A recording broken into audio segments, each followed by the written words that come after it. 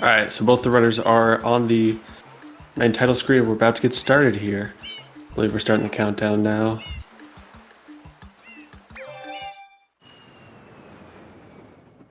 All right, we're off. So, you might have noticed that Danny and Romano are actually not on the same version of the game. The languages are different. I think it was. I'm not quite sure. I think it was Romano who was on the PAL version. No, it was Danny. Romano plays on the Japanese version, so Danny's playing on the PAL version, which is slightly slower, but not that much from the Japanese version. Now, boys, don't touch that stuff.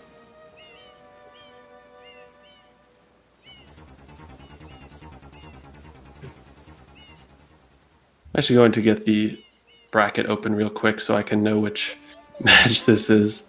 Okay, so this is on the restream.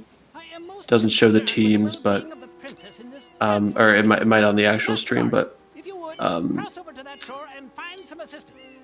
let me see.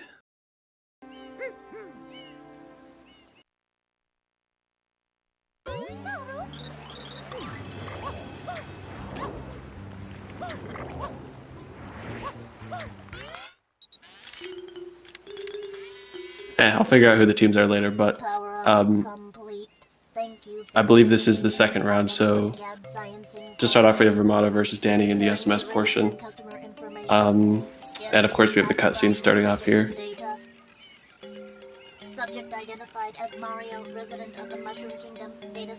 So you can see the language difference here. On the left, Danny is using the PAL version, playing on Italian, and Romano is playing the Japanese version. But there's no huge differences in how they play the game, except for one or two splits later on. It's pretty much the same.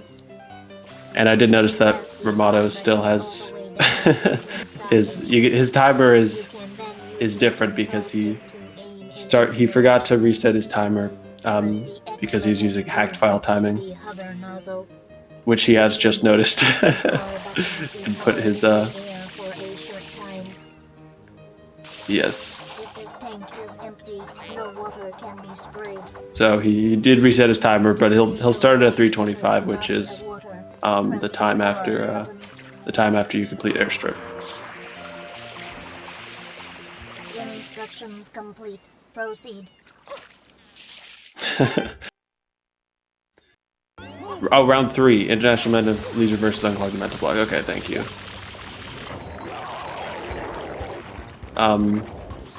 Both of these teams are very good overall.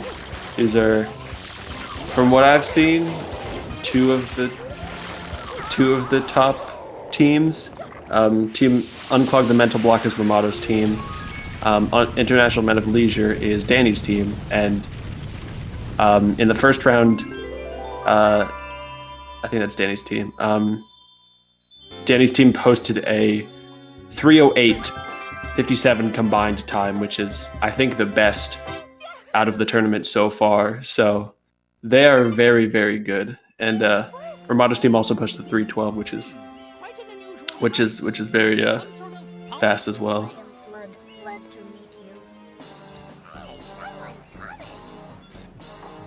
So this is definitely gonna be a good matchup. Also, Danny and Romano are the two top European runners for Super Mario Sunshine.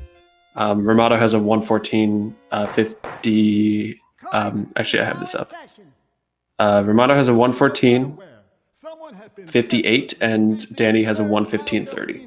So those are the two top. Or I guess no. I think Dobby is second now. Two of the top European runners are I don't know. Yeah, two of the top European runners. I know Romano has the best time. I think actually Samu might be ahead of them too. Expert shine scholars have determined that this darkness has arisen because all of our guardians. They have had sort of a rivalry the past year or so, past few years. I think Danny and Romano have definitely traded the record back and forth as far as I can remember. sketch of the perpetrator based on eyewitness descriptions. The truth is obvious. The guilty party sits among us. It is none other than Mario. Alright, so the timers are mostly synced up right now. Romano's is a little bit ahead. That might bother me, but I think it's okay. The gameplay is fine. Court adjourned.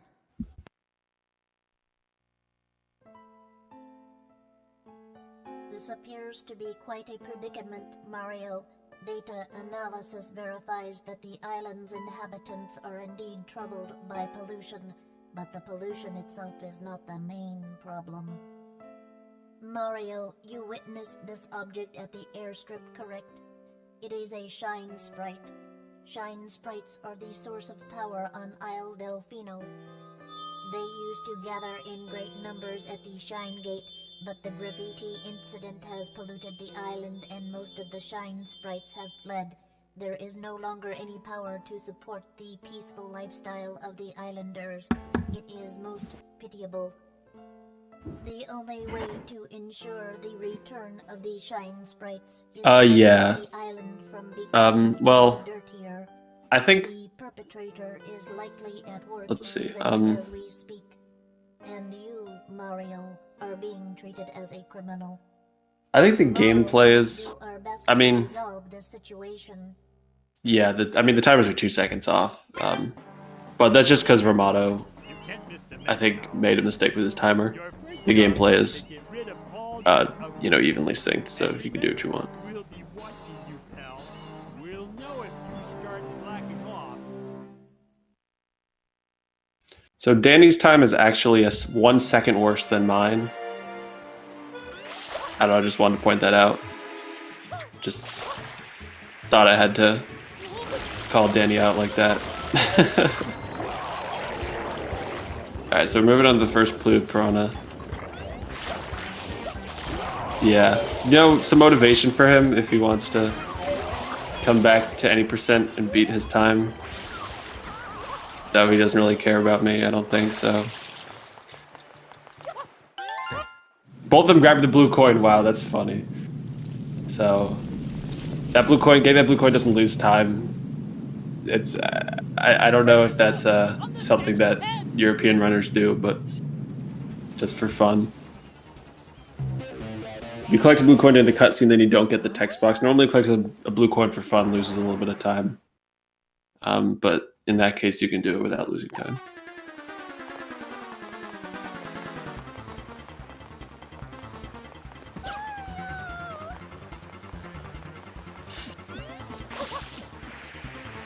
And you could actually see a slight load difference there, but I think Romano's loaded a little bit faster. Okay, Romano going for quick kill Shadow Mario, saving a little bit of time over Danny, who opts to kill him slowly, kill him softly.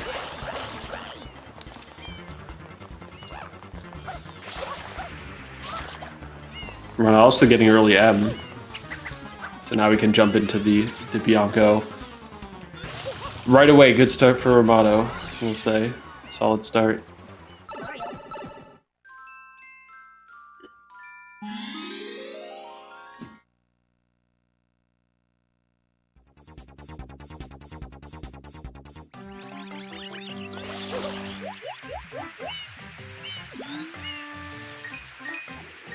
So both runners are going to make their way up to the windmill for the first shine, Bianco 2, skipping Bianco 1.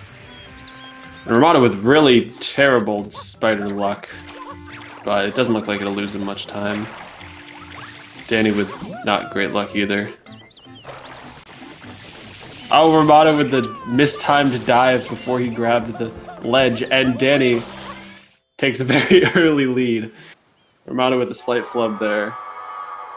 Allowing Danny to catch up. He came at the that platform at a weird angle, so it made it a little bit harder to grab the ledge like he wanted to, I think.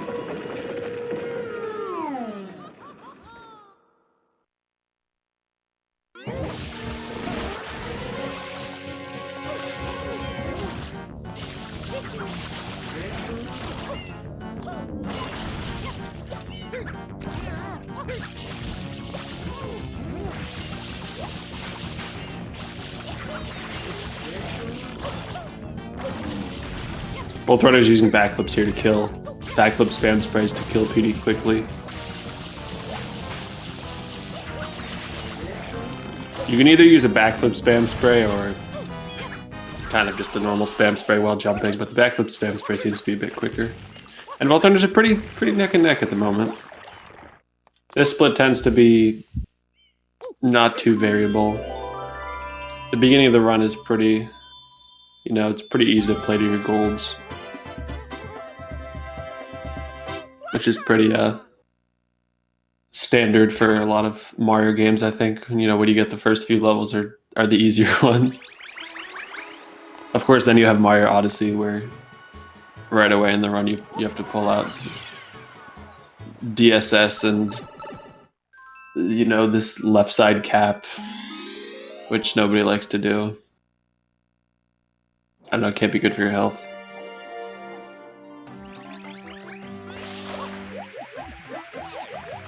So there's actually a slightly new movement found for this beginning portion here. Right when they were diving up the slope, you can do a water slide up there, which is slightly faster. Kind of cool that there's still new optimizations being found. And Ramato opting to go for a spin jump. Danny did a side flip to wall kick off that pole. And as you see, Ramato saved a tiny bit of time off that. I do like watching races where they're, you know, the runners are really close to each other, because then you can see how their individual strats kind of save or lose them time, like, you know, in real time. And we have a perfect sync here. Wow, I don't think you could get much closer than that. I think they're tied to the frame at the moment.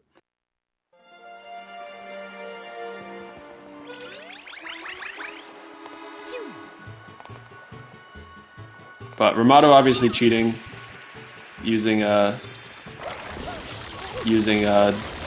hacked his console to get faster loads, so he gains the lead again. I think the Japanese version loads like a little bit faster in the Delfino than the PAL version, but the PAL version saves time off of Japanese in Serena 6, and in EYG, as you'll see later. So it about evens out, but you'll see Ramato gain a little bit of time off of loads in the run. You know, they had the perfect sync going, and then, you know, Ramato gained a little bit of time from loads.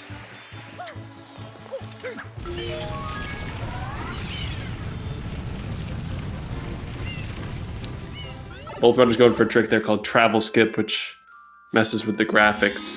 Is a nice way to not have to wait for the polluted prana to fully die.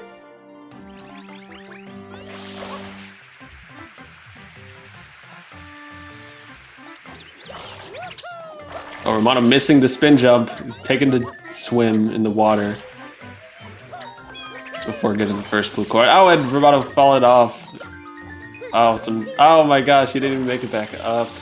Ramato making some few costly errors in the beginning of Bianco 4. Just kind of going around exploring the scenery. Danny with a solid momentum spin jump at the end, diving off that slope to get a better spin jump, and a nice dive into the shine.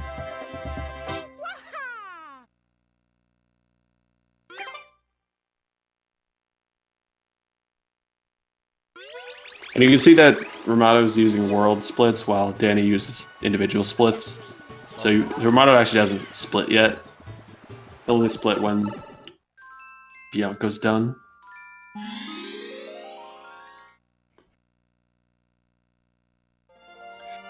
So coming up is Bianco 5, which is the first RNG portion of the run. So you'll see PD go, you know, take whatever path he wants. The path he takes could be fast, could be slow. It's not really in your control.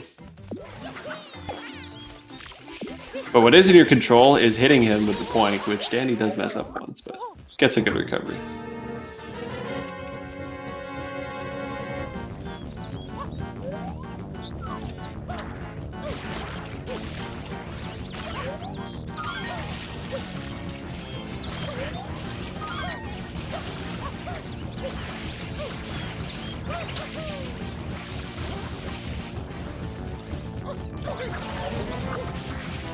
So on Danny's side, PD is going all the way to this corner. And Ramato, he goes to the closest corner. They hit him at the exact same time, pretty much.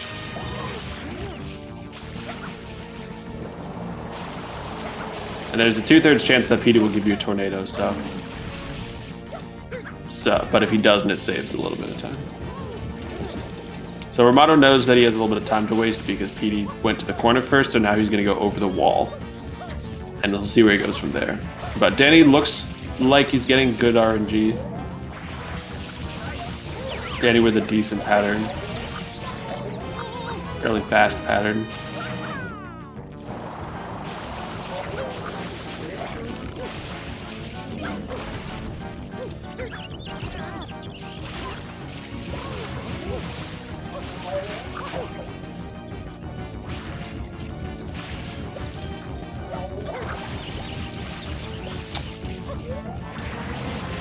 Yeah, so Danny with a pretty solid pattern, and Ramato with a solid pattern also. Both with good RNG here.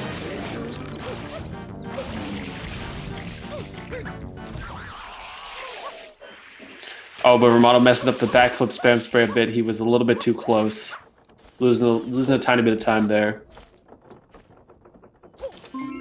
But overall, not terrible starts for both of them. Danny actually, no, pretty much tied with his PB at the moment.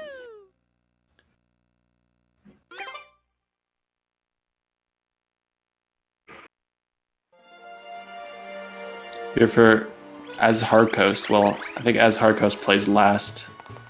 That's the Odyssey runner, I think, so.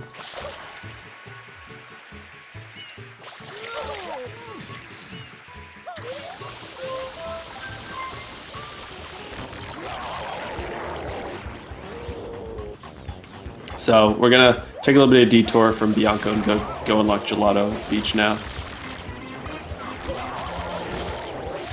We'll return to Bianco later.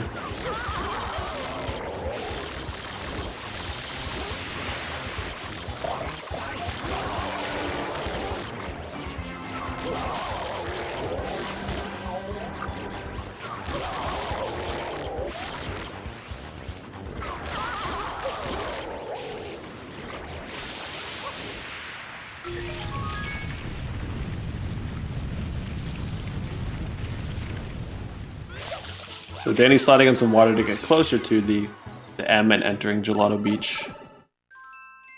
Ramato doing the same thing. And now it's time for Gelato Skip, which will skip pretty much all of Gelato Beach, so we don't have to really play it.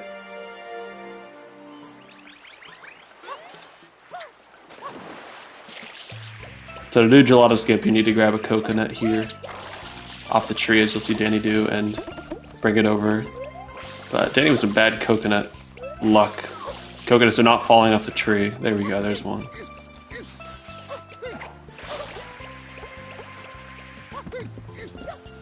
Ramato going for a slightly different strat, throwing the coconut onto this thing, which is a little bit riskier, but he actually pulls it off. Both of them going for roof throw strat, which is oh, I was about to say it's a fairly safe strat, but Ramato doesn't quite get it.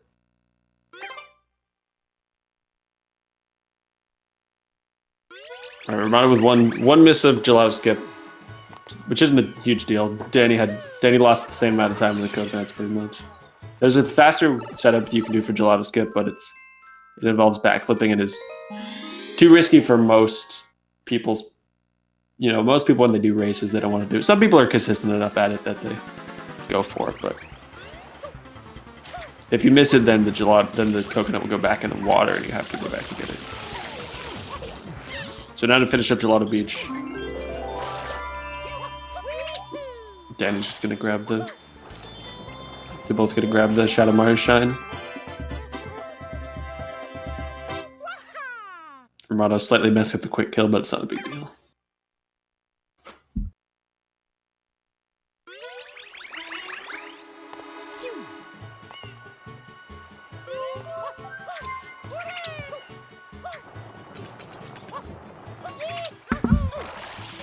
So now they're both going to head up to Pianta Village.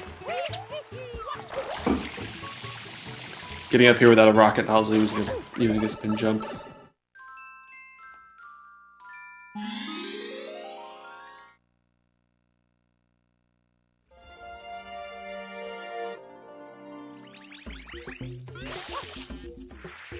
And to start off Pianta, we have the Chomplets, which are also RNG based, but the RNG is not as, punishing. It's not as much of a time loss if they don't go down the right path. Danny's spraying the Chomplet to get it closer, and spam spraying to get it to calm down.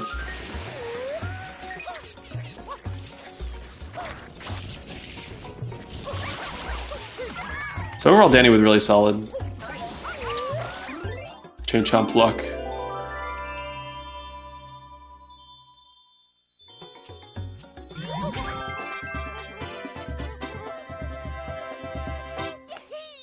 Them both finishing off with not much problem.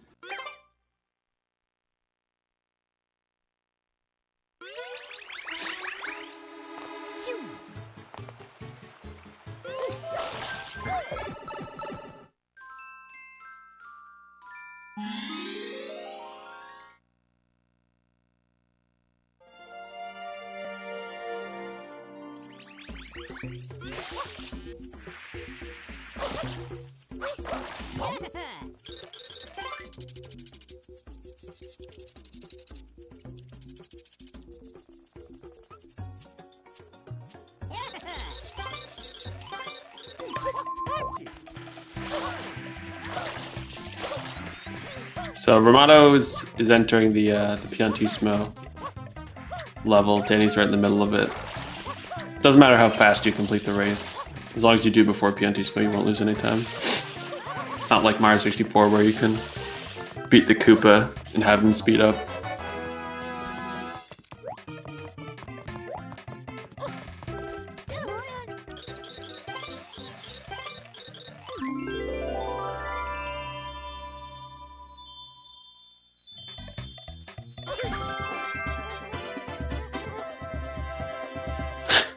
Romano jumping for joy before Piantismo comes up.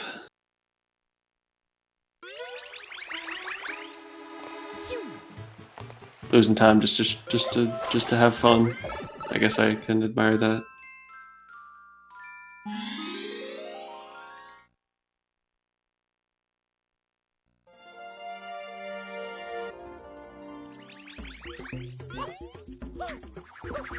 So now it's time for Pianta 3, which is the only floodless level that does not take you into a secret. So in order to navigate this thing, Danny used Boulder's going to use a damage boost off the Wind Spirit and get up to the Pianta. As it allows you to move through the lava, and Romano going for a glitchy wall kick dive, which mostly worked out. He didn't die to it, which is good. It didn't save him that much time, but he didn't die.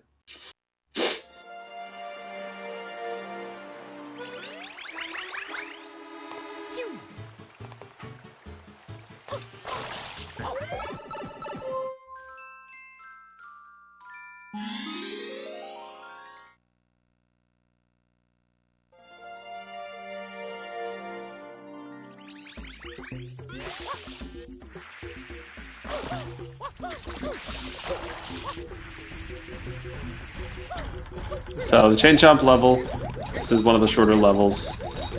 Actually, all the Pianta levels are pretty short, but this one is RNG dependent. Chain chomp could go down 3 different paths, but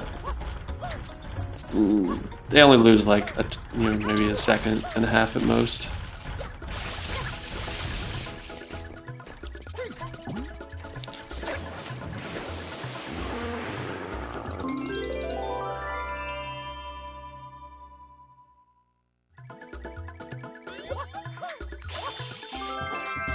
Both runners getting the quick grab at the end to get the chain chomp to go into the path quickly, which is not always easy to do.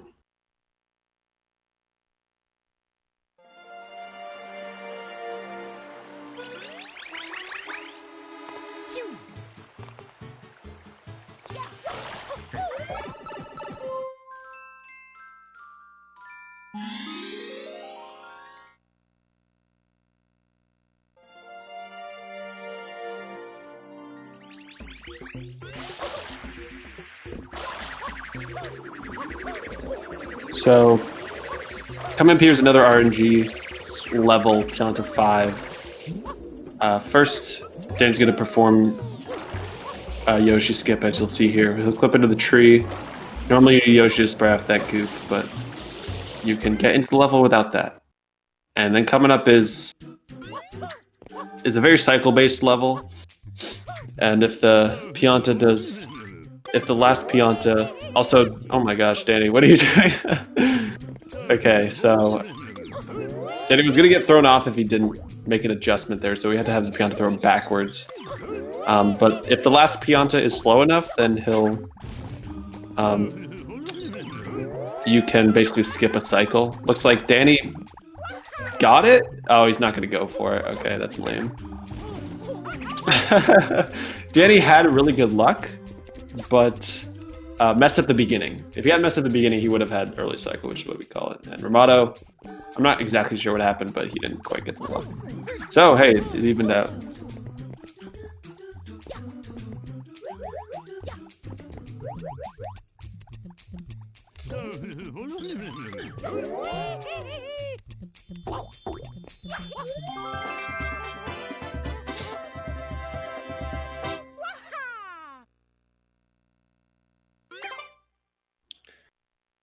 I guess Danny's probably just happy he didn't die at the beginning.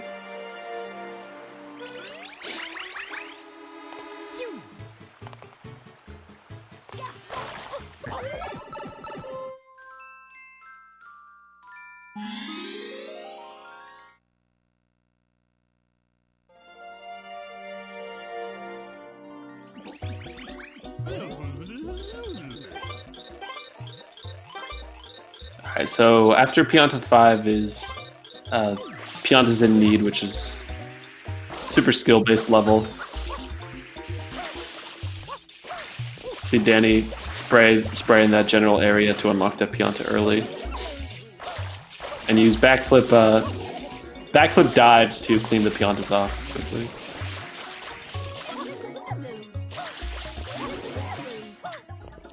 Not quite sure if Ramato got that unlock. We'll see if he did later. Ramato definitely having some troubles early on. Ooh. Danny bonking on the spin jump.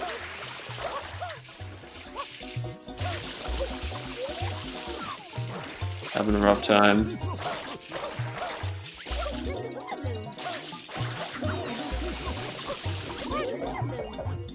Bonking on the dancing lady. Wow. 208's not bad though. Probably getting a 211. So gaining a little bit of time there.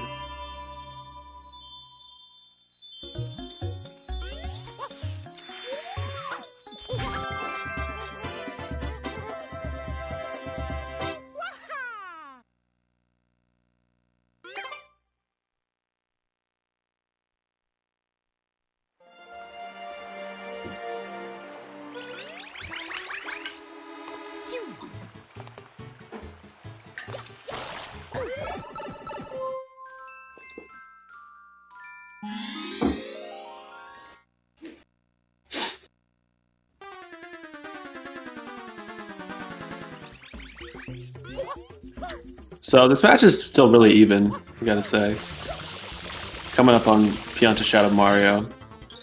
Danny with a very fast kill. Ramato also. So both runners with mid 29 times, which is very, solid for a race.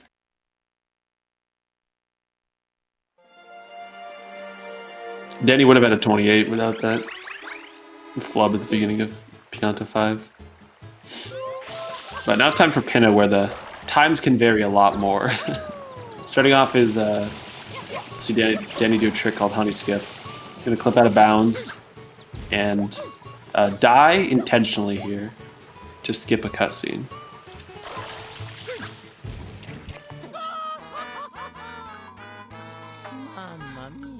Ramato taking his time, going slow.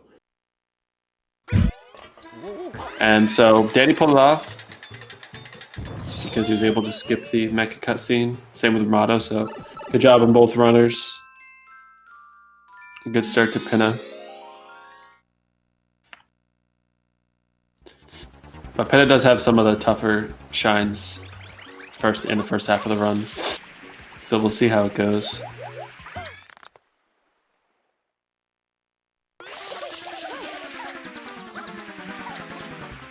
Starting off with Mecha, you'll see Danny exit area before he enters the cutscene to skip another cutscene. We skipped 3 total cutscenes in this split.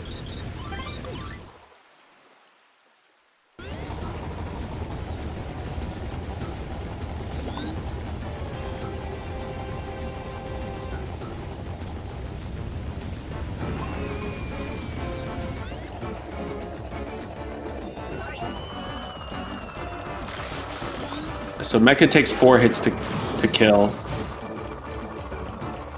Danny misses the second hit, extremely unlucky. It hit the bullet bill. Gets that hit though, but oh, and he gets the re-grab. Okay, so not a bad Mecha from Danny. Ramato trying to do the same thing and does. I believe they just got the same Mecha. Oh, actually, Ramato missed an earlier rocket. So Danny getting a little bit of time there. Unfortunately. Or fortunately for him.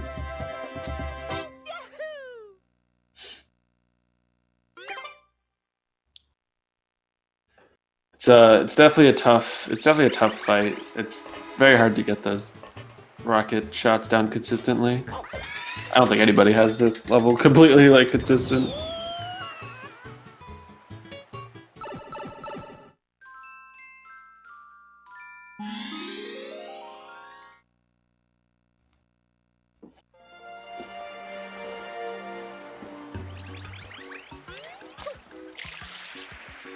So after that level, we get a nice break with Pinna 2, which is probably the easiest secret in the game after Bianco 3.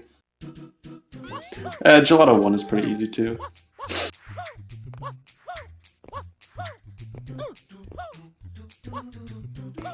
It is kind of funny how like the difficulty of the secrets, how like weird it is, because the first secret of the game, Bianco 3, is very easy. I mean, not easy to everyone, but compared to the other secrets, it's very easy. And then the Rico, which is the second level, Rico for that secret, is like is really, really hard. And Bianco 6 as well, the second secret in Bianco is very hard too. So, and then you get levels in Pinna like this, which are easier than both Bianco 6 and Rico 4. So the secret difficulty is definitely doesn't progress, evenly. Otherwise, Rico isn't a very hard stage,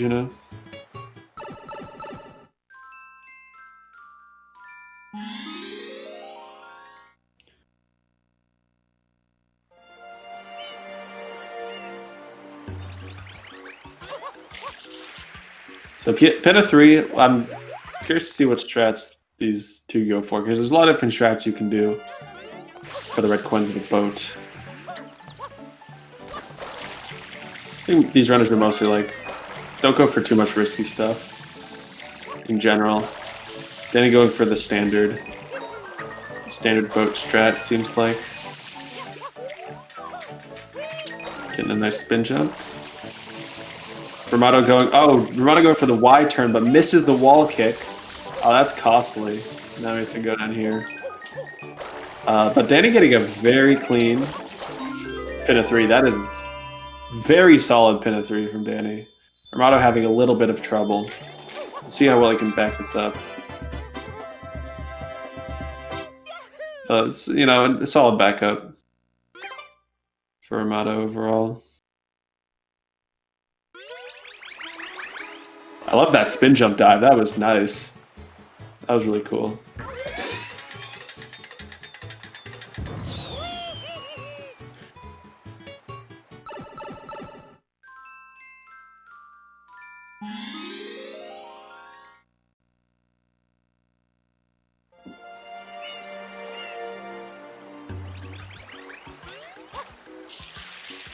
So coming up is Pinna 4. Just the turtles on the beach. So both runners here will go for a 1 cycle, try to get all these kills in one go. They're actually going for a slightly riskier setup here. But it looks like a good setup. He slightly messed up. Ooh, he did mess up. Getting the 2 cycle, it's gonna be okay though. It's not a huge time loss. We're about to go for the same setup. Let's see if he can show it off better. Well, he does a slightly different setup. Alright. I think Romano pulled off that 1 cycle, so... solid job from him. Danny, maybe next time.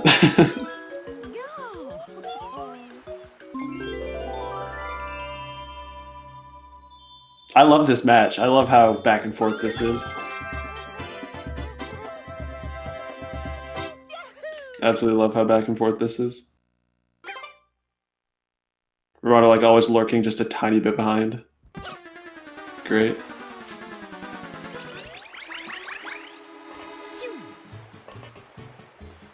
I don't know if Danny has like, you know, Romano's this stream up because it's always hard to play when you're watching your opponent and they're right behind you. It's always scary. But coming up is EYG. So early Yoshi go around is one of the harder skips in the game. So they enter Pianta pin of 3, and the goal here is to get to pin of 6. The loading zone's available, so they can skip pin of 5.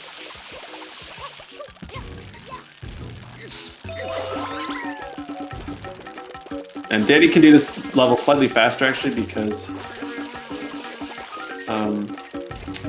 he's on PAL, so we can use a trick there called fruit storage.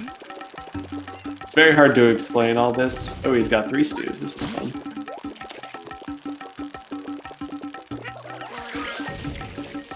Two platforms here. That's double the ones you need. Nice. Okay, Danny with an extremely fast UIG. It looks like Romano going for 1 YG here.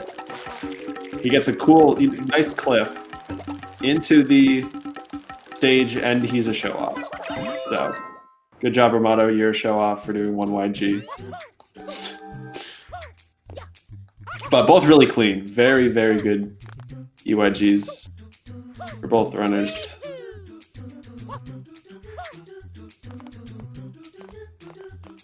Both way better than I could do, actually.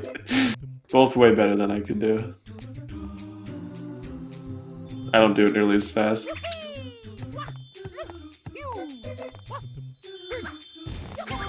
Danny slightly missed the shine there, but not a big deal.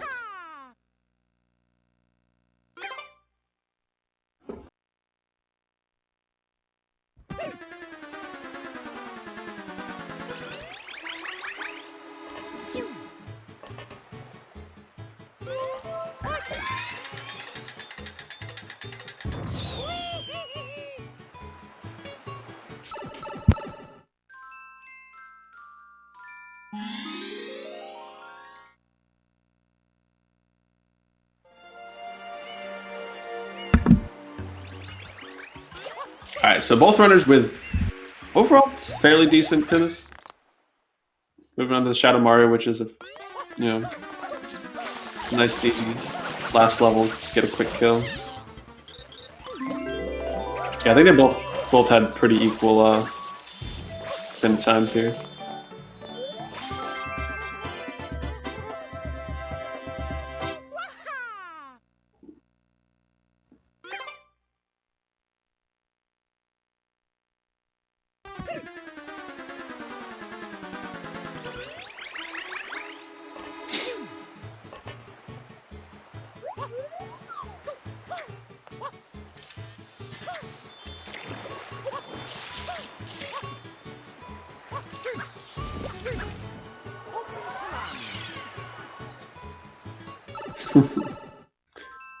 I think Romano saved there,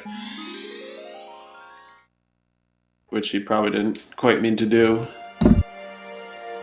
Guess he used his save warp route, but here he's not.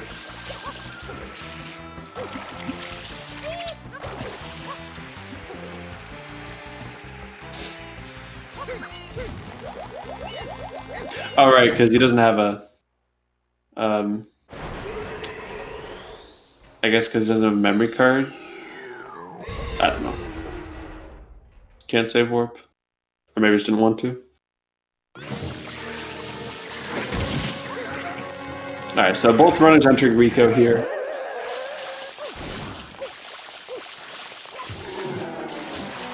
Starting off with Cooper Blooper, who you'll see twice in the run. One time later in Rico. And the devs really outdid themselves with Rico. 2 Cooper Blooper fights, whoa.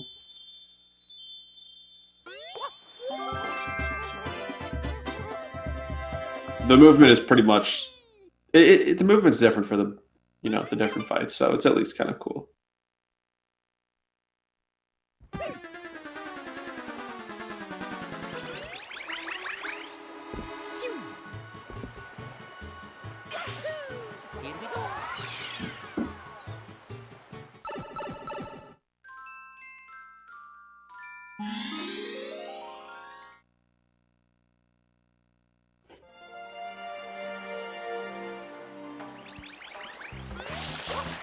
One thing I like about the GameCube is how ubiquitous the characters on there became. Like Gooper Blooper's first appearance was in Sunshine, and then all of a sudden he's in like Mario Power Tennis on the GameCube, and he's like in a million other games. Same for Petey Piranha and King Boo. All first appearances on the GameCube, and then just became like were on every other GameCube game, like integrated pretty seamlessly. Seemed like they had been around there forever. So, let's say Danny did not get on the blooper, but instead went onto the roof. It's a little bit faster to do this level without the blooper, actually. It's kind of strange, but you can hit the right checkpoints and save a little bit of time.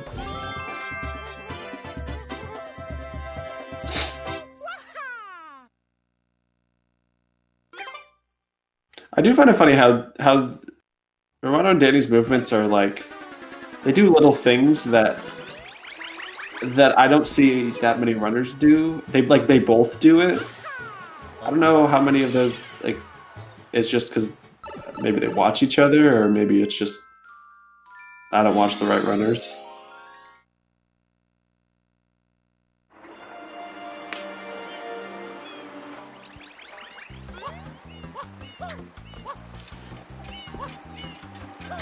So here's coming up is the fastest non-Shadow Mario level in the game.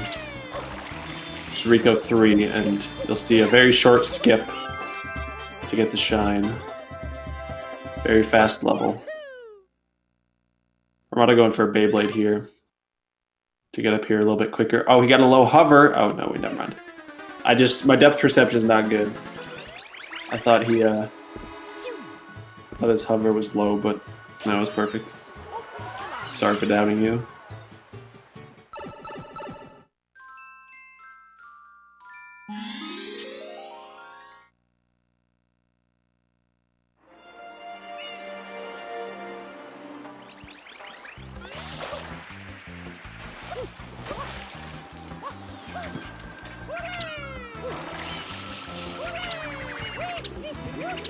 Alright, so here's the Rico 4 secret I was talking about. It's a very difficult secret, especially to do fast. Ramado using another Beyblade to enter the secret a little bit quicker than Danny.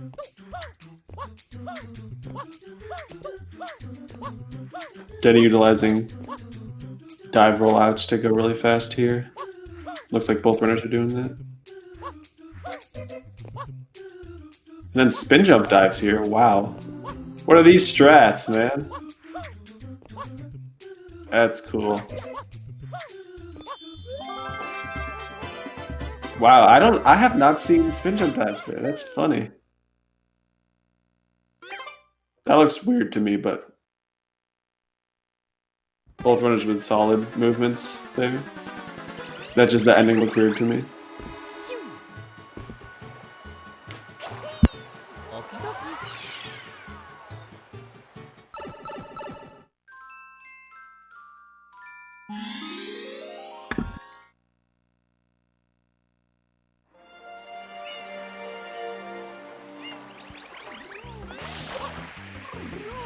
Alright, so here's the Gooper Blooper fight again I was talking about. This time, you'll see them get up on the girders. Oh, Danny getting really unlucky with the spam spray, then getting lucky they didn't bonk off. Bonking off that platform is not fun. Romano also getting bad spam spray luck, but didn't get hit there.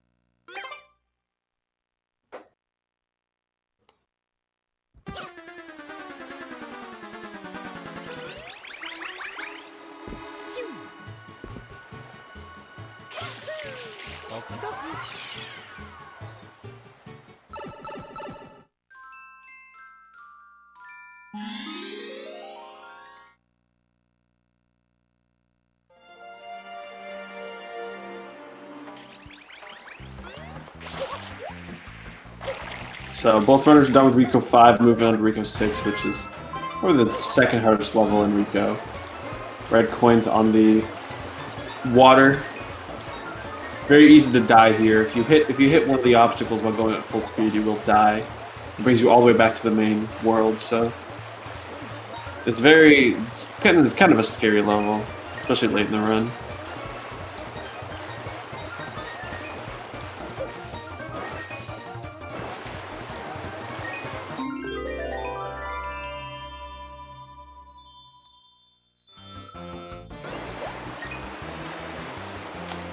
But yeah, flawless from both runners.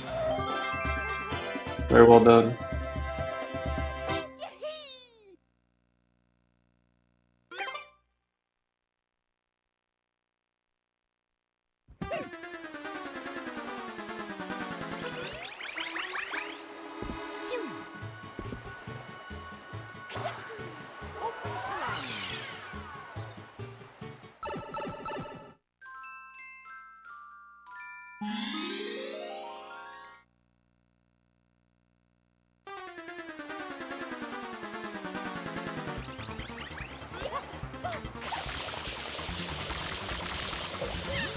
Alright, so Rico Harbor done pretty much with not too many mistakes from both runners.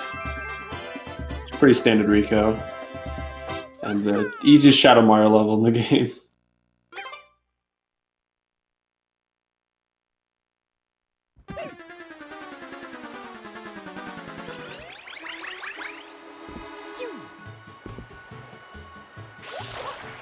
So now moving back to Bianco, which we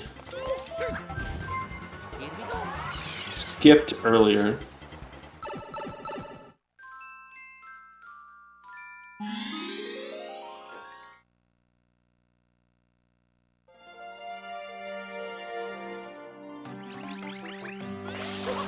So back to Bianco 6, which is again one of the harder secrets in the game.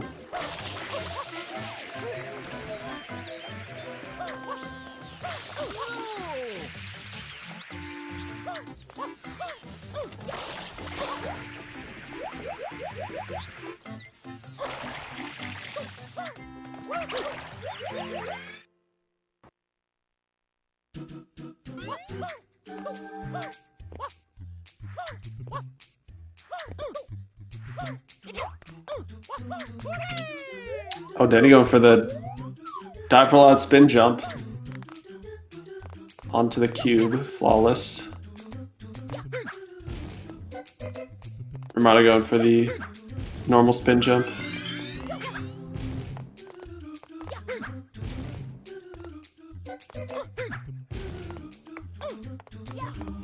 And the runner, I gotta say, this is such a close race. It's very, very entertaining.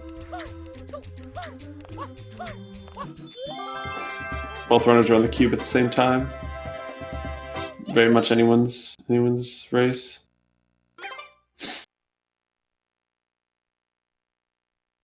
But perfect Gelato 6s from both, or Bianco 6s.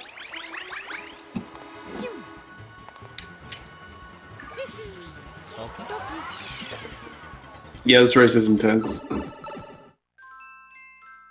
It's like Ramato has been 20 seconds behind. Okay, 15 seconds behind for I think like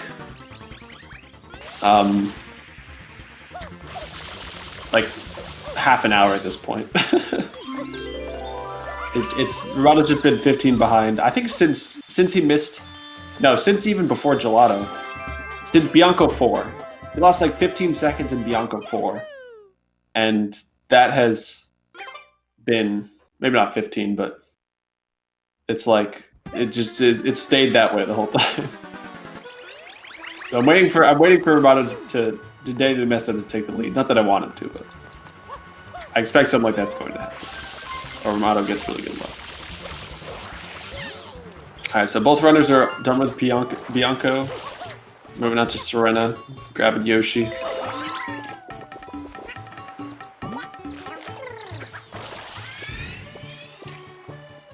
So races always go. Can imagine. Oh, Ramato slightly misthrowing the banana. Didn't quite get it. But yeah, Serena is extremely variable level. You have a good amount of luck here and just tough strats.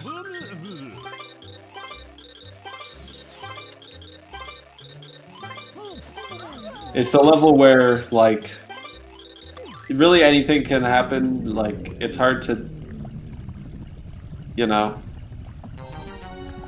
it's usually not a good idea to look at, you know, your pace before this level.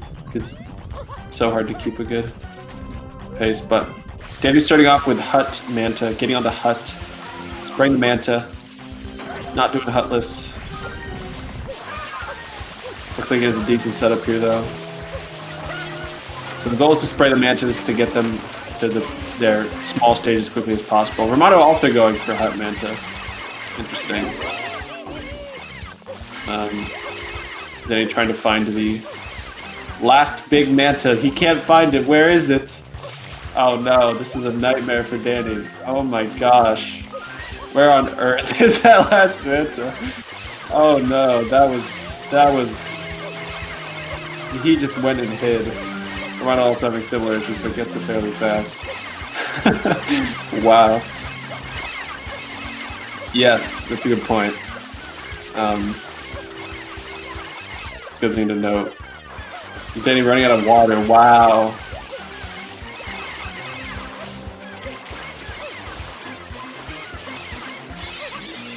Not a good Manta for Danny, I will say. Ramato also struggling a bit, but gaining some time. But Ramato has saved some time due to loads up to this point. And Danny will save some time in Serena 6 and in some text because he's playing on PAL version instead of Japanese. So he'll save a little bit of time there. But Ramato did gain a bit because his Manta was slightly better.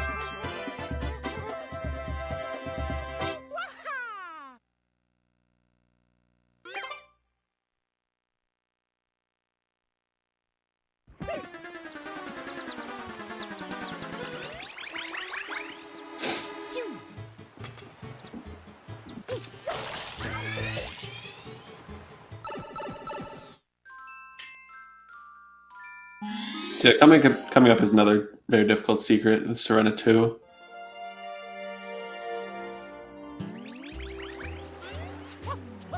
Like I said, I do love the music in Serena outside the hotel area on the beach. It's one of my favorite tracks in the game.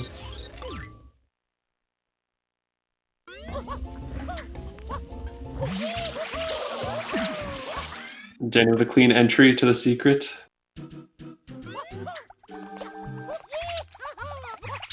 Same with Ramato.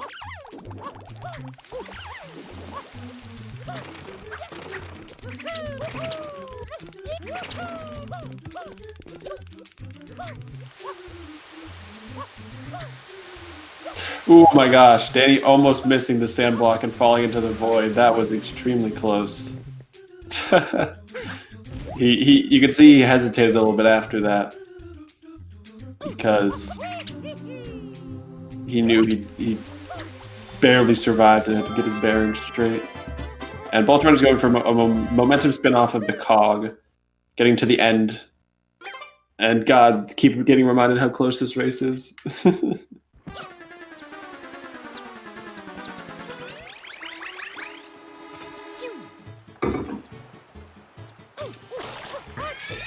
Wow.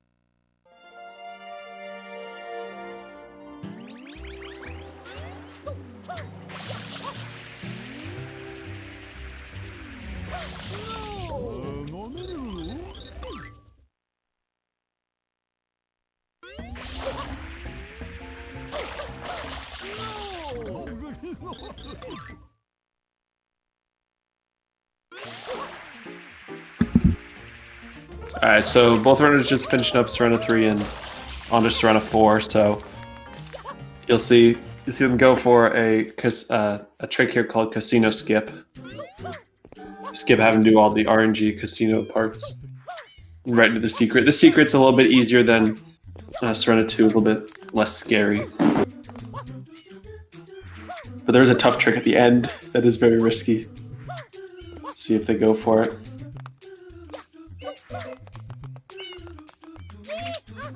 Alright. Jenny with a good momentum spin. And looks like Vermato, yeah, pulled it off too. Awesome. Both runners, neither runner has died on a secret yet, or really messed one up. They've been very clean with that so far. I think secrets are sometimes the tougher things to do in races with nerves.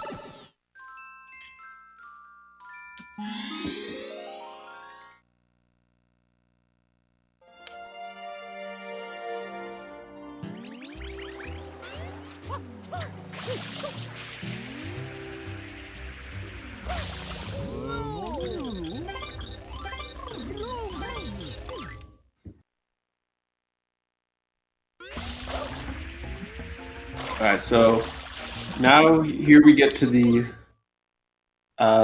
final main RNG part of the run, King Boo.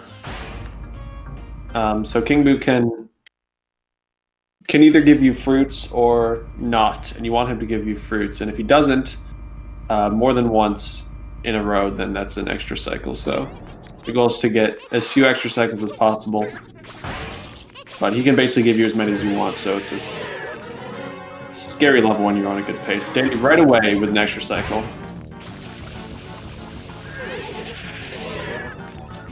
So he could cancel that right away. With 2 extra cycles, Romano has now taken the lead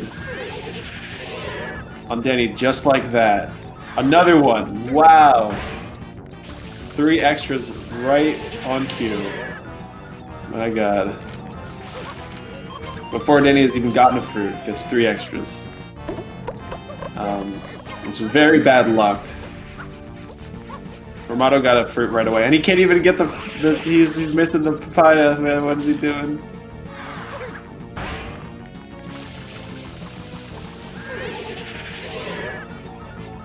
And Romano with perfect luck so far. Already gotten 2 fruit grabs, or 2 fruit hits.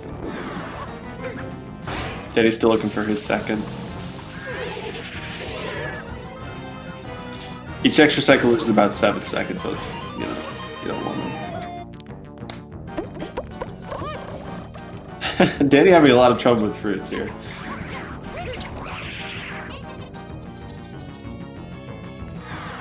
Oh, Romano gets an extra. Okay. Okay, this is very close now. But Romano only with 1 extra. So not bad luck for him. Not very bad. It's about average.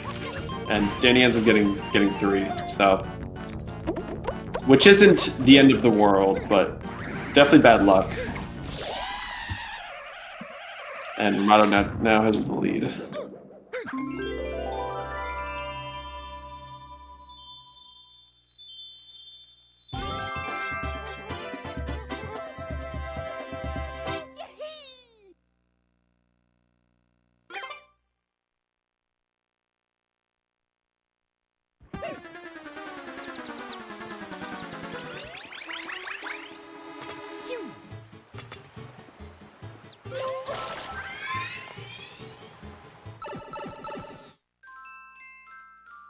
But Danny will save a little bit of time in Serena 6 here. So on the Japanese version, you need to clear a higher percentage of the goop for the level to end. So Romano has to clean like every little bit, but Danny can miss a lot. Still be okay.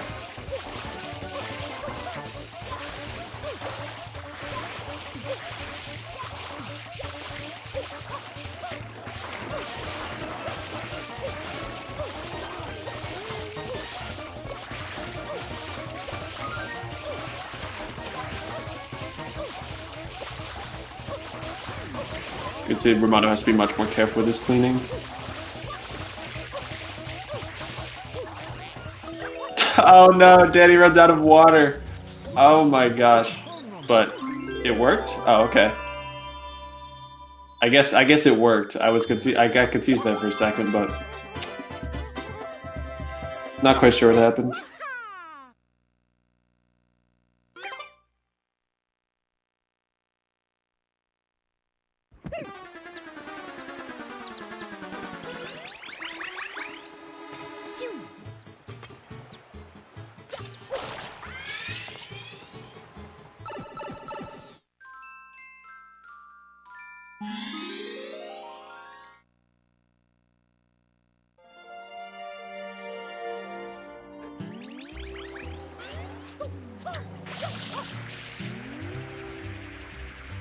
Alright, so Serena's pretty much done. All that's left is Serena 7, which is Shadow Mire Shine. Very quick shine. Danny actually had a little bit of trouble with it.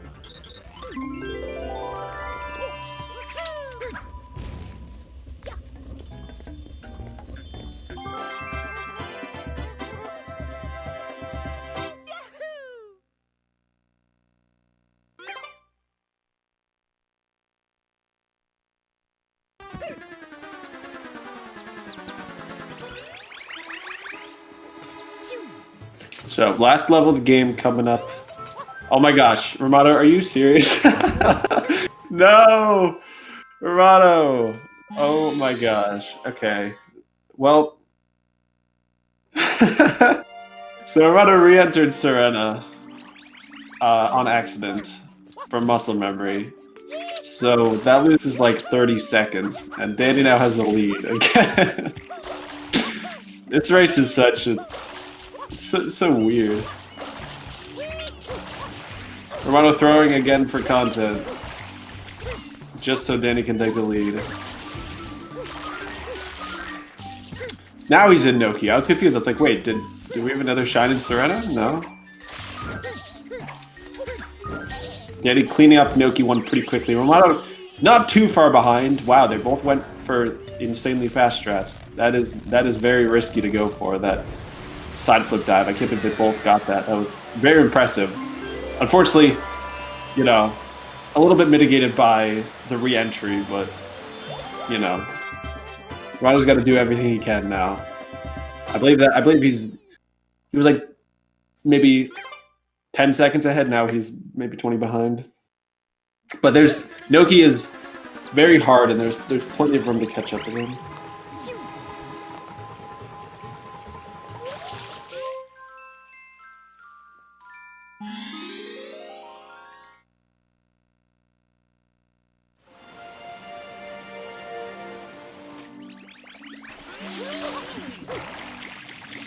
So this coming up is Noki 2, which is another Gooper Blooper fight if you do the level normally.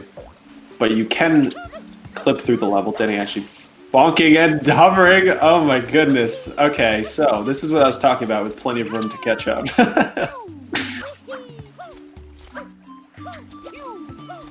Some curious mistakes there. So you'll see Danny grab a trampoline to clip through this corner and make it to the shine.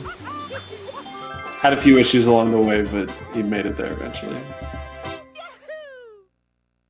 Armado with a very clean Noki too.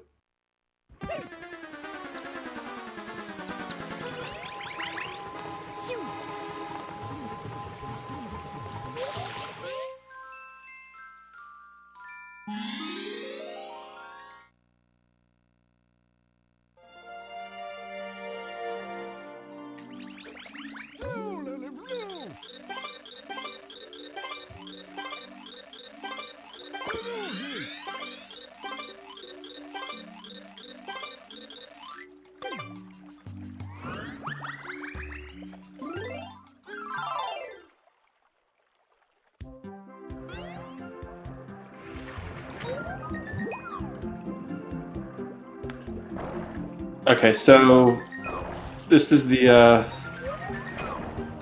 Noki 3 is a little bit, you know, relaxing level. Nice underwater red coin grabbing. It's some fun.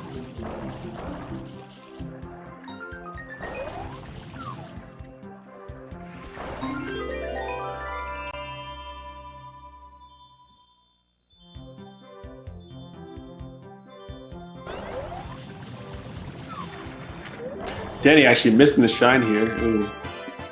Shine is hard to get, for sure. So these two are very close, coming up on, you know, the hardest levels in the game right here. This is very tense. I will say this, you know, whoever wins this doesn't really matter who wins. I'm curious to see who will win, but like, it's just all to set up for the next, you know, the next runners. So the winner of this doesn't really matter. I'm curious, definitely a rivalry here, but mostly about doing your best.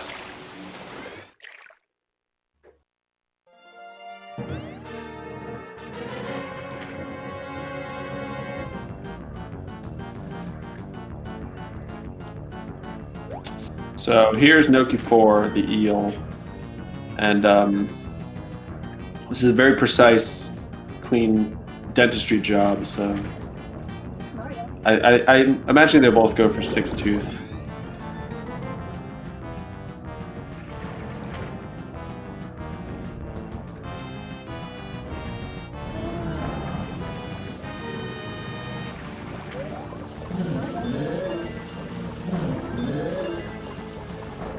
Danny missing that one clean.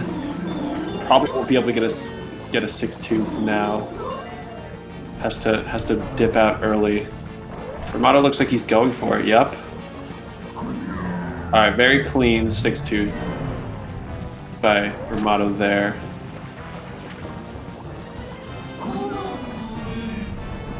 Going for the cutscene skip. All right, well done eel for Romano and Danny. Very, you know, Danny had to dip out, had to go for a 5 tooth. Lost him a few seconds, so Romano has a slight lead now, but not disastrous or anything.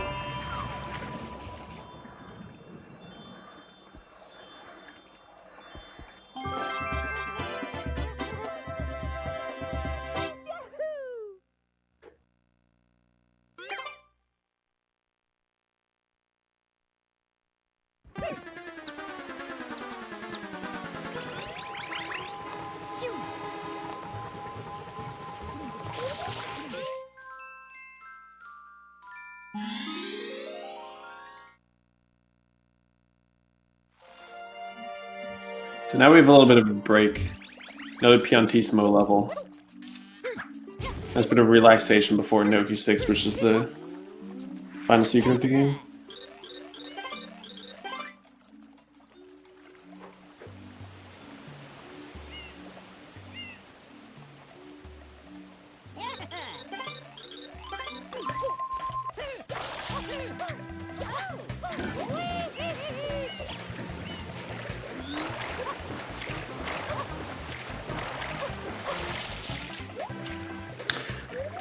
Yeah, pretty much Ramato. I mean, you can't really gain time back in a marathon setting like this. Still lost time, but compared to Danny, yes, he did regain all his time back so far, which is very impressive. I do have to say that, yeah, that Noki 1, 2, 3, and 4 were impeccable from Ramato. He was like, okay, I messed up bad, now I gotta not make a mistake.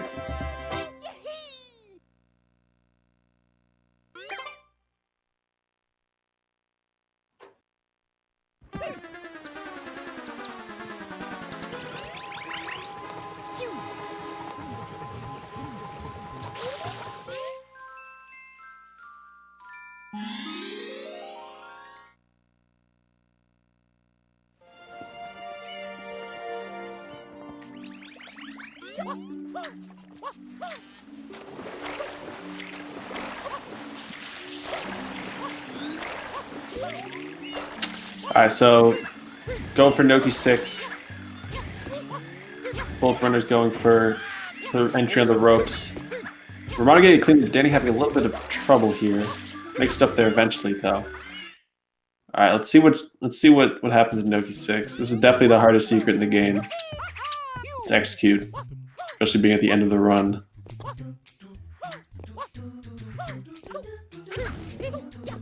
Ramato barely making the cycle. Gonna have to go a little bit slow here. Oh, Danny bonking! No!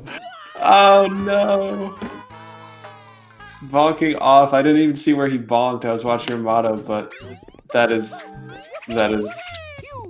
definitely frustrating.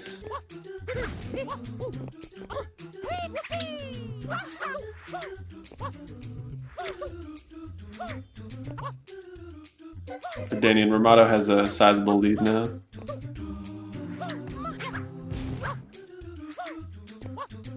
Getting it pretty well second try.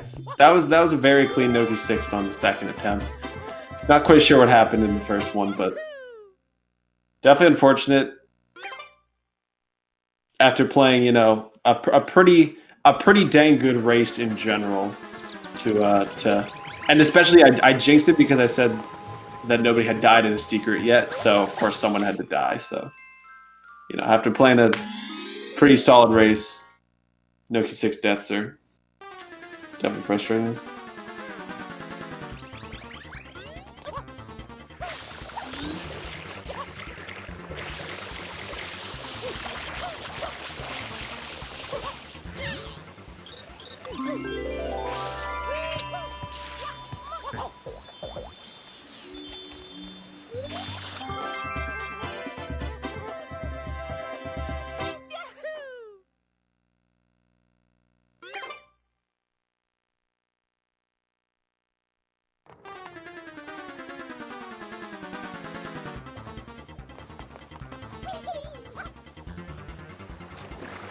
Alright, so Ramato entering Corona Mountain, same with Danny.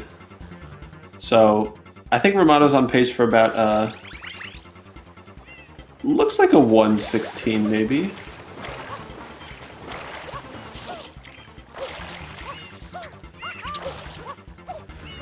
Danny not far behind.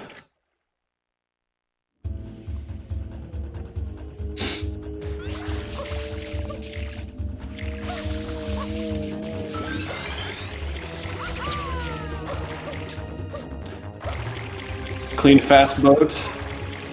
Trying to avoid the blue coin there. Mess up the rocket storage. Yeah, Romano could have probably gotten a 116. Little mistake there, but still going to be very solid. Low 117. Danny will pull off something similar too.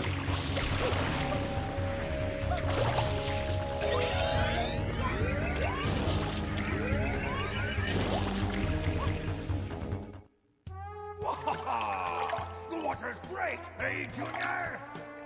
Sure is, Papa. Come on in, Mama Peach. I think not. Mario! You again? Don't you ever give up? Mario! How dare you disturb my family vacation?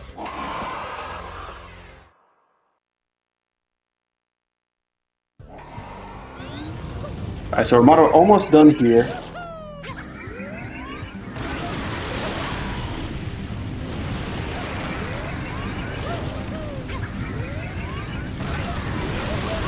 One last platform, does not die. Solid. Alright, Romano is done with a 117.12.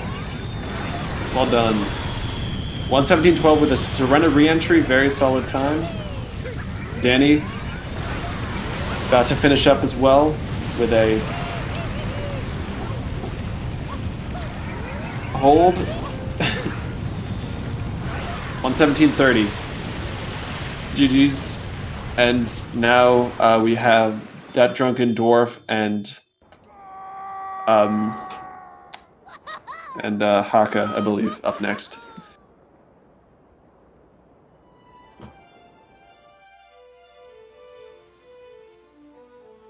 So, Danny with 3 extras in King Boo and a timely Noki 6 death, unfortunately, but mid 170 is still good.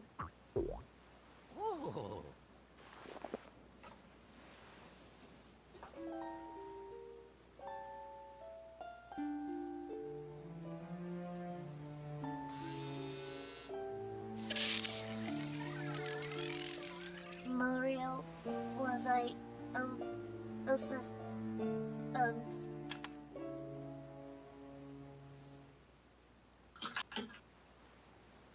Mario, look.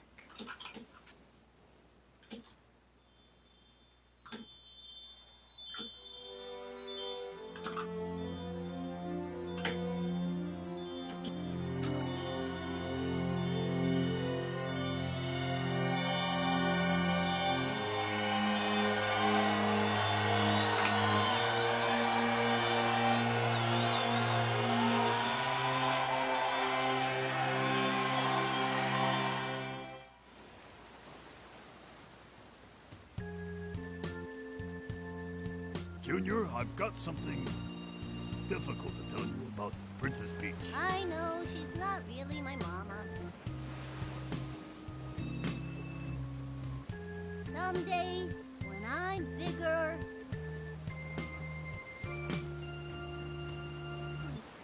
I wanna fight that Mario again. That's my boy. Well put, son. The Royal Koopa line is as strong as ever. But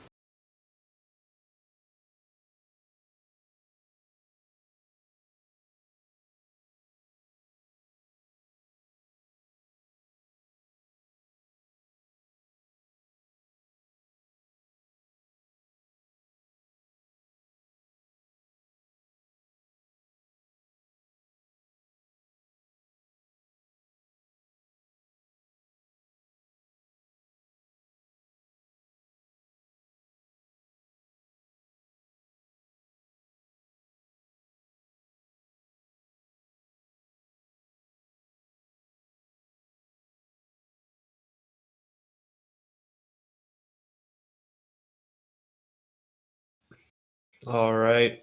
I hope everyone is having a good evening. We are hopping into the SM64 race between that drunken dwarf and Hakase.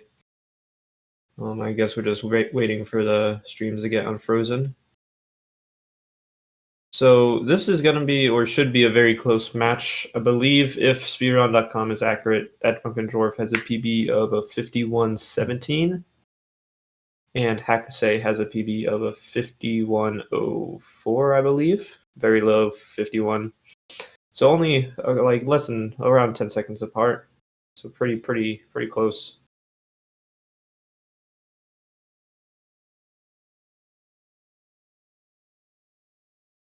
So we're jumping in about 3 stars in. They look pretty even. Looks like they're going for different coin routes. Or star routes, sorry. Ooh, and Hakusei having trouble with the plank. It looks like he went for the pro cycle with the 5 coins before the 8 coin ring at the beginning, so very risky of him, but you know, falling off the ledge there kind of loses that time save that you would get from doing that route. As Dwarf nails Canalus. Looks like a texture setup, pretty free.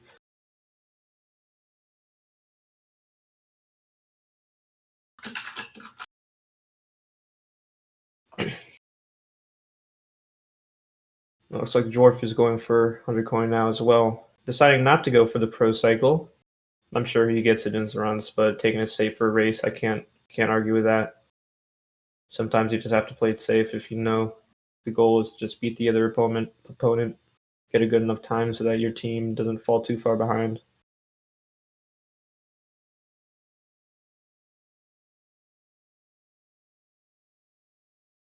Dwarf obviously having that small lead due to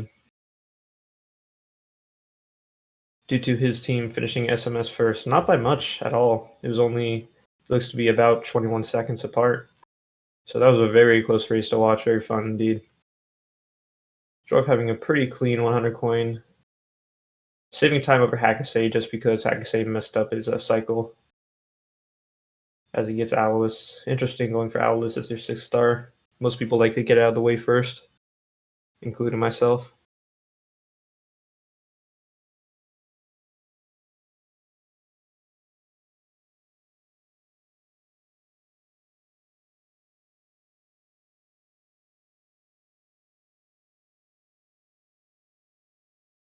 Ooh, Hakusei falling, sliding down. That slope can be very annoying sometimes.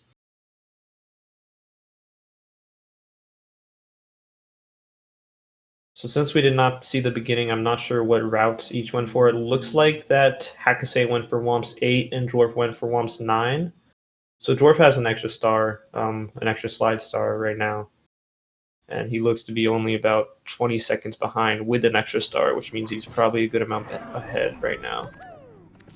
I would guess between 15 and 20 seconds ahead. Sounds like...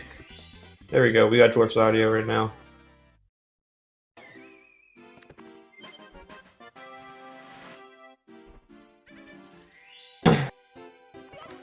Hakusei with a pretty clean top of the tower.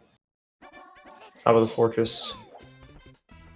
That star can be very annoying too, since those platforms are on a cycle base, so if you miss a cycle you have to do an annoying backup sometimes, but don't lose too much time, as Dwarf gets it clean as well. Nothing too hard for these runners. Ooh. Dwarf bonking. Lucky he didn't fall back down, that would have lost a lot of time. With 7:17, Womps 9 exit. I didn't see Hakusei's Womps exit. I'm not too in the know about what a good Womps 8 is.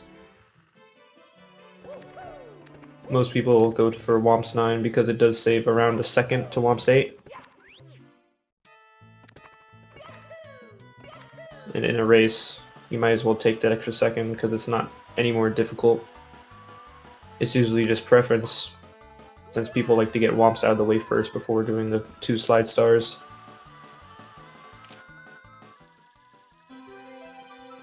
$12.8 from Dwarf, fairly clean. Yeah, he's gonna be about a whole slide star ahead, which is probably about 16 to 20 seconds. Or because he has to break the box, yeah, 20 seconds.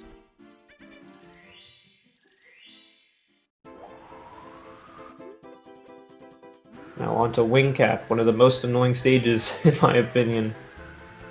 The flying mechanics are very difficult in this game, at least for some people, including myself. And they're very hard to get used to.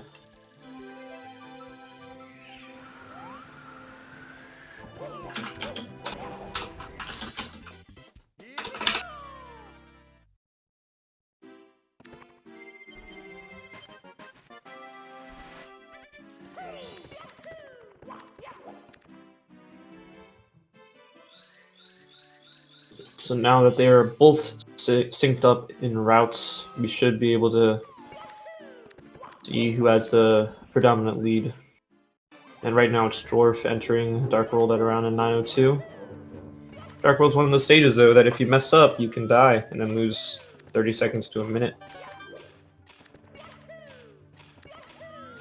And especially in races when you have those nerves, it can definitely be a problem.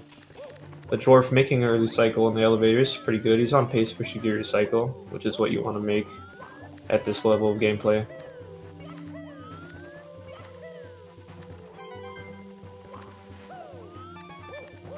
And looks good from him. Very clean movement. Oh.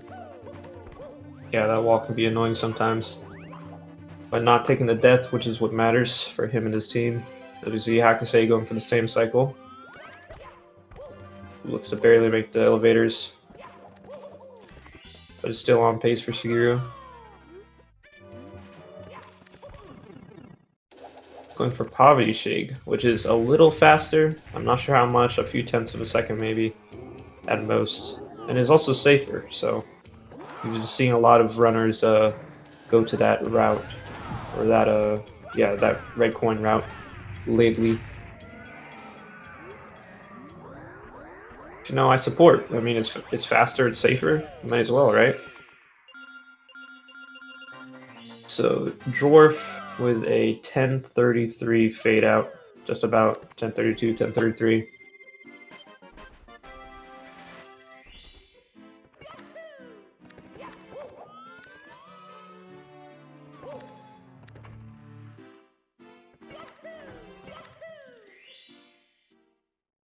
It looks like Hakase is going to be about 10:41. Now, of course, Dwarf has that lead that his team gave him from the Sunshine race.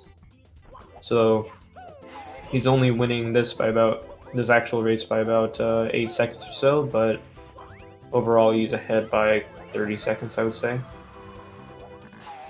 Ooh, almost bonking into the box. Would have fallen off the island, which can be very, very bad. Since backing up that star loses... Well, if you do it that way, it would lose 25 seconds, I would say.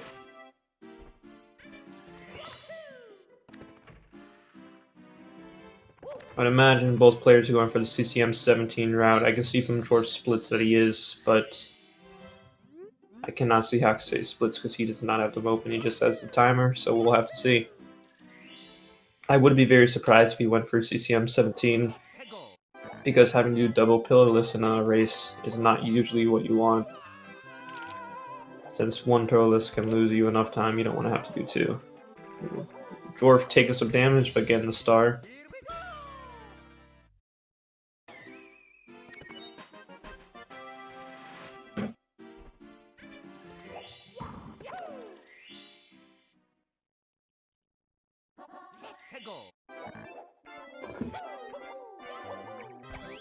Interesting camera angle from Dwarf there to get into the cabin. Usually people just have a straight on angle.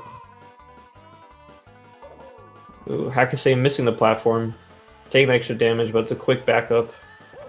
Very easy one to do.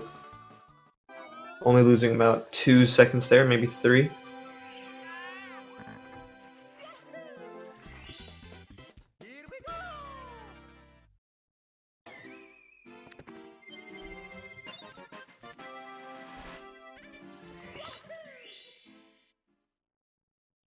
Okay, so Hakase will be doing the CCM 18 route as well. Getting the slide star before 100 coin.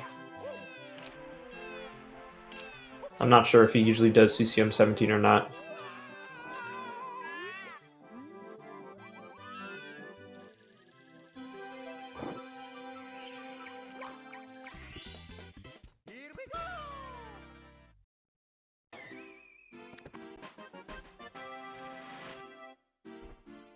Dwarf opting to go for the baby penguin star before the 100 coin star, which can be a problem if you mess up the 100 coin star, because then you will not have a backup, and you'll have to probably do double pillarless, which is not a good thing.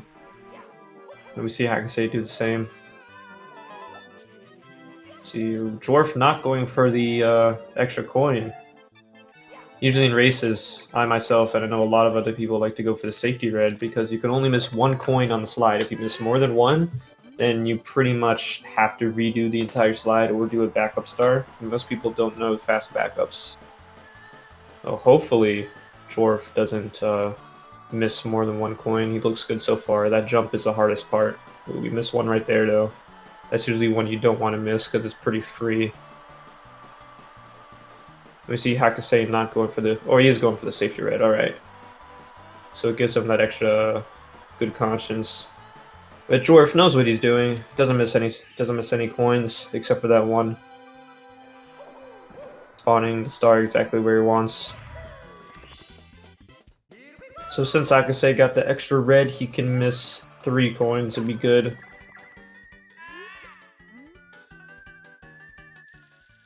Which is a lot safer and a lot easier, especially for a race.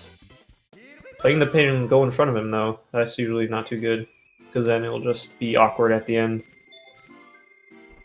Since he does rubber band, depending on how far away you are from him. So Hakase with 86 coins instead of Dwarf's 85s. 85 is a little more optimal, since the star does spawn closer to you when you have to long jump to it, but not too big of a deal. If he did have 87 coins, he would not be able to make the long jump because the star would spawn too far up the slide. So we'd have to do backwards kicks up the slide to get it, which can be very annoying. You see Dwarf missing the wall kick. Fast backup though, not a problem. BBH, the resident sleeper stage of SM64, as a lot of people like to dub it. I never personally had a problem with BBH, but everyone seems to hate it for it being boring. I guess I could see it. Especially in 120. But in this category, it's not too big of a deal. You just go in quick, grab 2 stars, get out. Pretty easy, simple stars, especially for players at this caliber.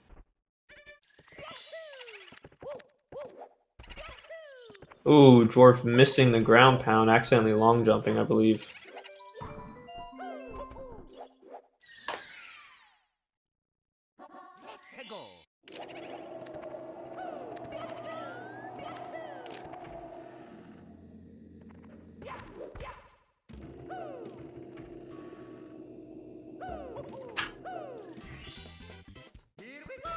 Both getting their stars cleanly.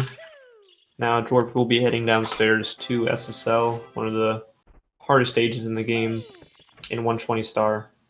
In 70 star, it has Pitiless, which can mess you up a good amount, but the other 2 stars are pretty free.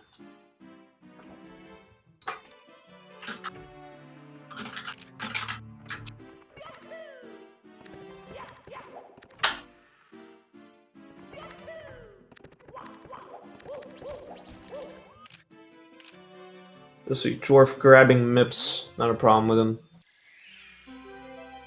And Hakase going downstairs as well. Dwarf with the lead. He still has the lead that his team gave him, but I do believe he is on his respective game lead as well. He had a 1634 BBH exit. It looks like Hakase's was a little slower, not by much. And Dwarf going for Tama-Pless. A little wonky, but he gets it. That's a somewhat small time save, but time save nonetheless, and just, you know, showing off how good he is. Usually players with a 51 don't go for Tama-Pless too often, especially in a race. Because it is definitely the harder one for sure.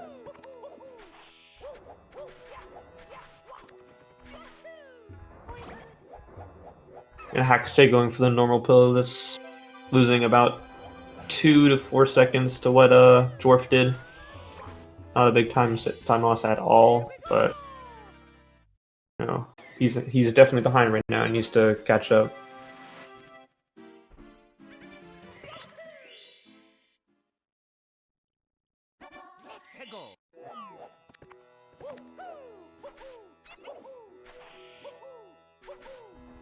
See Dwarf get the top of the pyramid star, no problem. Very easy star. Very good ending to a SSL.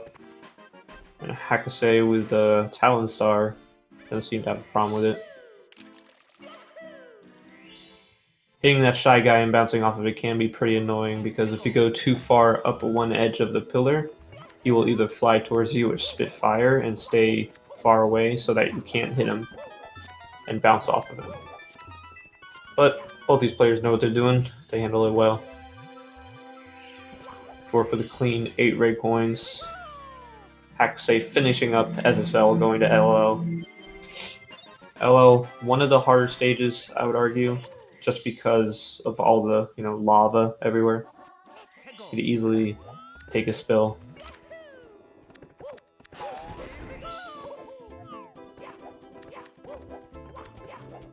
Ooh.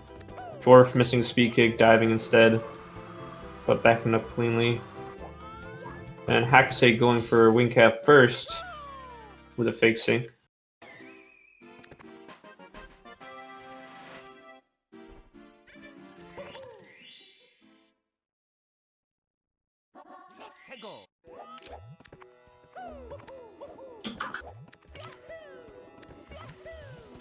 Sweet Hakusei going for the reds now, and Dwarf, I'm guessing, doing lava boost first. That's what most runners do. Gets the first part. Can he get the ending? Ooh. He was gonna long jump off into the wall kick, but he got stuck on the pole. Went for the safer option, losing not too much at all.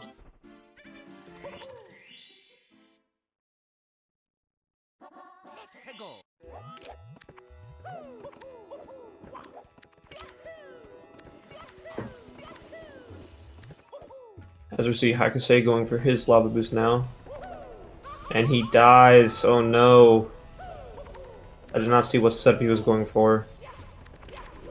But the semi-good thing, the silver lining about dying in this volcano is that you spawn right back in.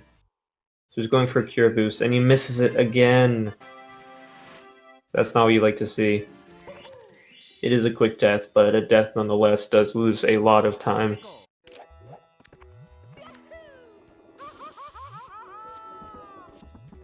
Going for it a third time.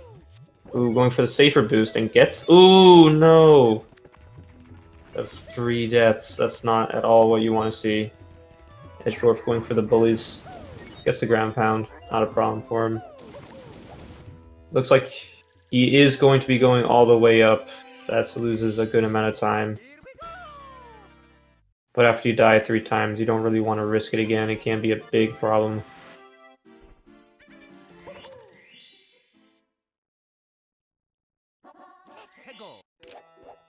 So Dwarf definitely has a definitive lead right about now. Almost about to finish up LL. Hakusei needing 3 more stars. Skipping the ledge grab from Dwarf. Not as easy as he makes it look.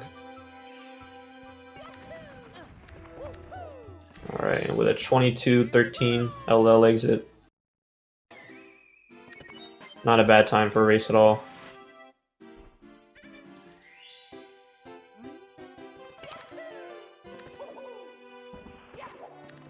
Alright, now Dwarf is going to DDD, which is usually not too many problems happen in DDD, especially at this level, when you don't go for things like front sub.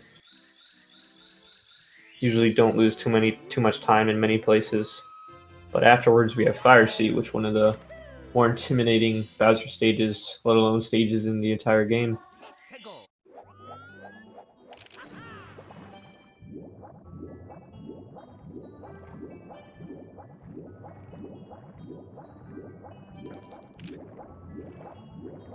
Hakusei getting the bully, no problem.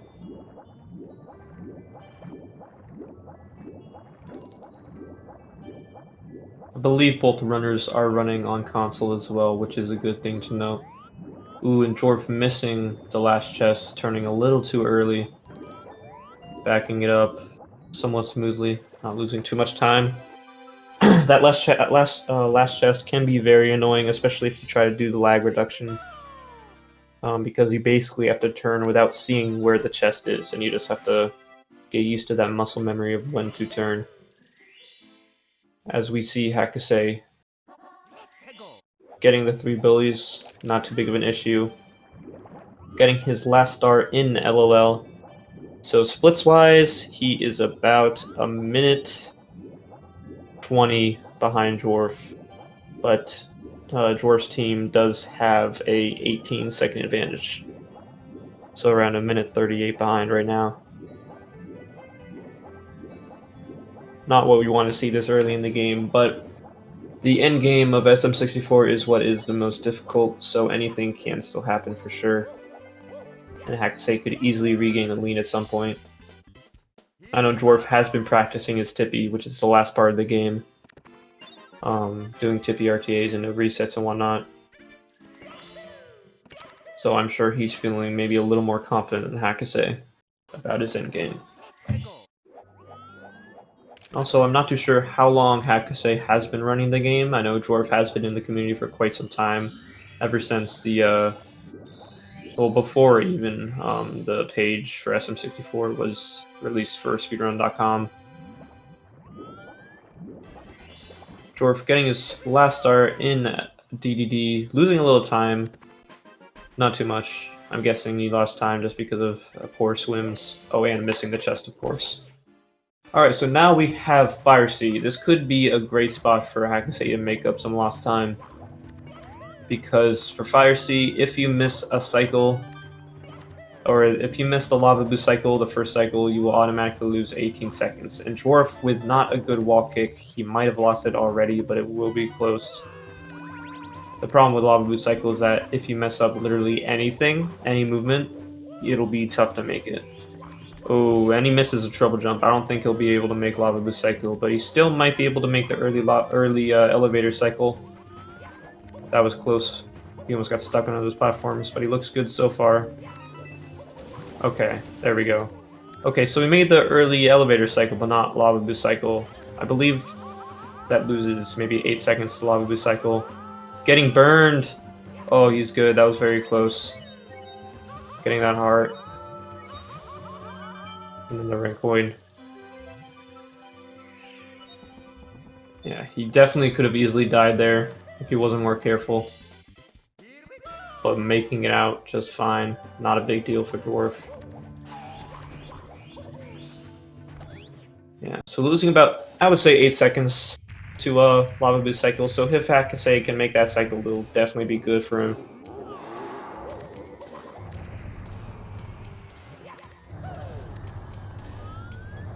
Because, like I said, right now, he just wants to make up as much time as he can.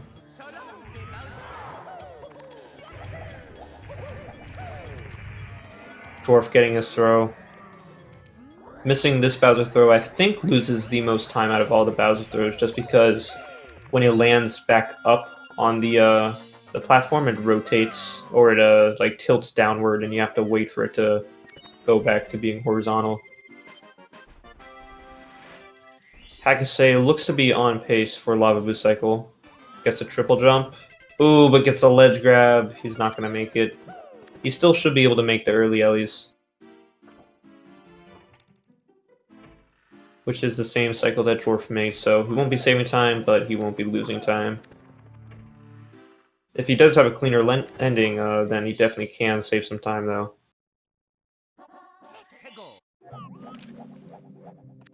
Ooh, burning though.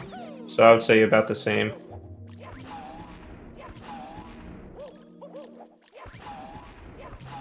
As we see Dwarf heading upstairs, going for his first star in Wet Dry World. Wet Dry World 100 coins.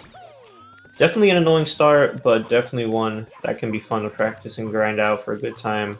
As Dwarf has a pretty clean beginning.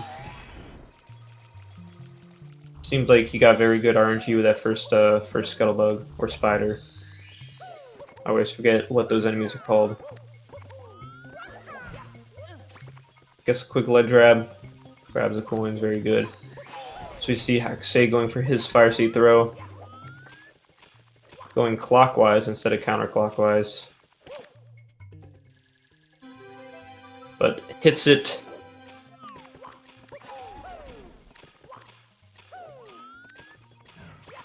Ooh, Dwarf had a 26.58 Fire Sea exit. Hakusei with a 28.16. About the same as their LL exits. Not too much different, really, at all. Ooh, Dwarf with the early rollout, almost missing the platform with the coins, but getting there.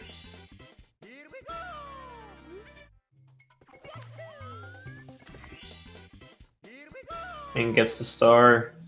Not a bad 100 coin. Messed up a little towards the end, but did not make any big mistakes. As we see, Hakase, I'm guessing going for 100 coin as well, just because that is the most common route of stars in the stage. People like to get the 100 coin out of the way first. Dwarf breaking the box before going up. I'm not sure exactly which is faster. I've never tested it myself, and I know people just have their preferences. But Dwarf did it very cleanly, so I'd imagine his way is faster. Getting the wall kicks, grinding the pixels at the end, but getting the star. Very clean from Dwarf. See, Hakase is doing his 100 coin. Looks good so far.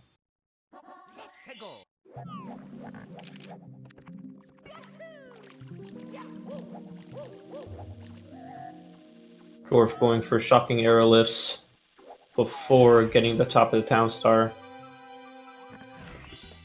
But you know, I support that route. I mean, you get all the low ones out first before the high one, just in case you do accidentally enter the high water level in the painting. Personally, I go for top of the town before the shocking arrow lifts, but that's just how I've always done it, just out of preference, as I do find it a lot harder.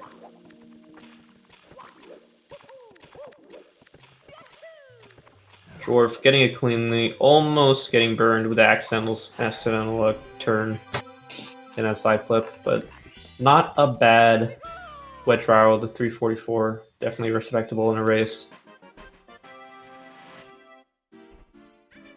As we see him go on to THI. Not too bad in a 70 star, but the secret star can be fairly annoying if he does mess up even once. There's a couple places that can, I guess, just it's more of an annoyance, not really too much time loss. As you see, Dwarf with interesting cameras, but gets the clip in the mountain, gets the star spawned, slides down, and grabs his star. Very clean indeed.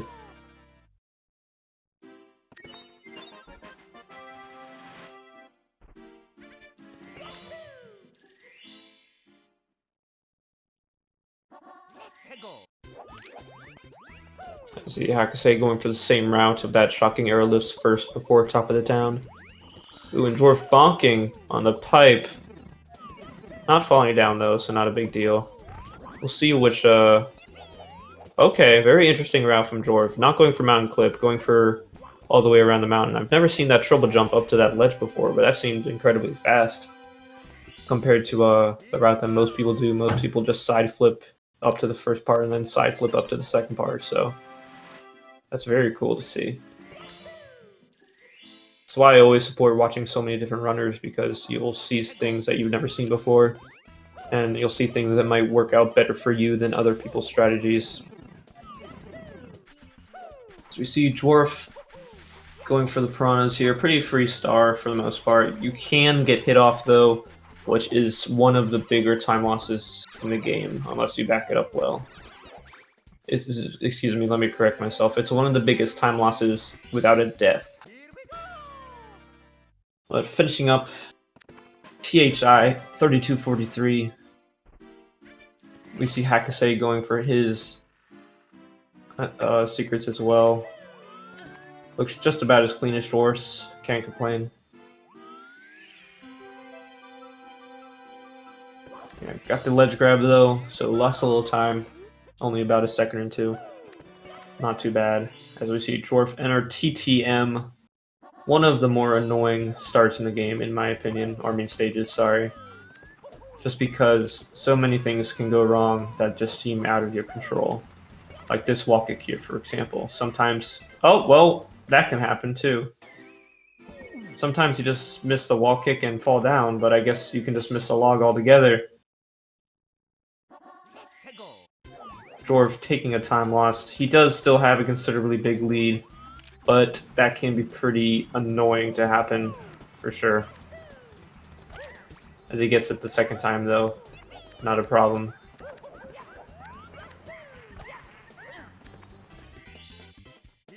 Before that mistake, this was a very good run. It's still very good. It's still on a low 50 pace, but as you can see from his splits, he's still on 49 pace before that mistake.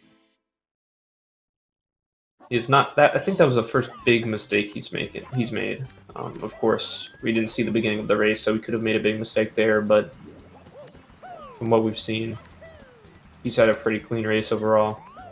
Hakusei the same, except for his LLL, I would say.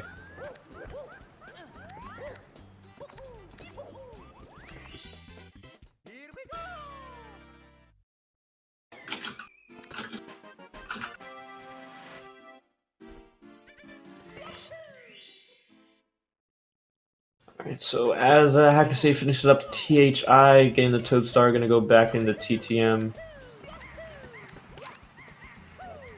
I did not see Dwarf's Mountain Star, but it looks like he got it cleanly as he gets the box jump fairly cleanly.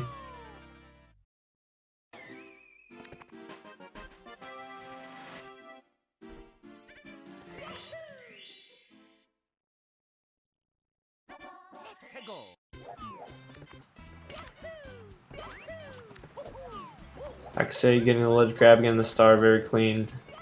Dwarf going for reds. There's a lot of different options for routes for reds. Not sure which one Dwarf does, but all of them are around the same time. Goes for the triple jump wall kick, which is the hardest route, and he gets it. Not as clean as you would like to see, but not bonking or falling down. Almost falling down. But getting the star. See Hakusei getting his second log wall kick, very clean. Getting the triple jump, missing the star, but ground pounding it right after, not a big time loss. Dwarf going for breezeless, and it pays off! Oh, very nice. This would have been a very good TTM from Dwarf if it wasn't for that awkward death, but yeah, that breezeless star, usually don't see that at this level. I know Dwarf is a veteran runner, so he probably knows how to do most hard strats. But that breezeless star is a lot harder than it looks. We'll see the alternative of what most runners do when Hakusei goes for it, I'm guessing. And Dwarf with a very clean snowman head. One of the hardest stars in upstairs just because of that last wall kick off of the slope. The camera there is pretty bad, and the angle can make it somewhat difficult to get.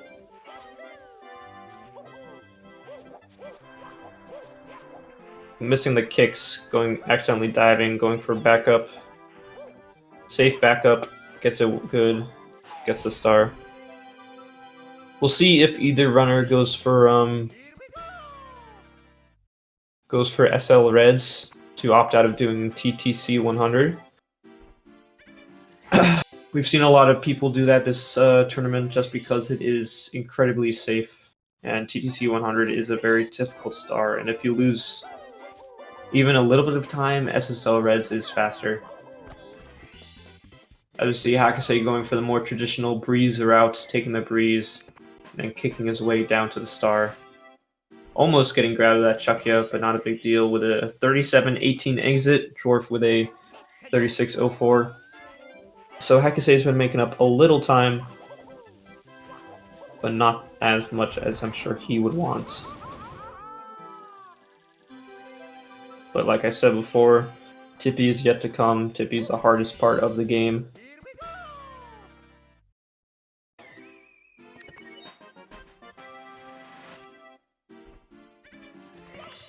As there's Hakusei getting a clean snowman's head as well.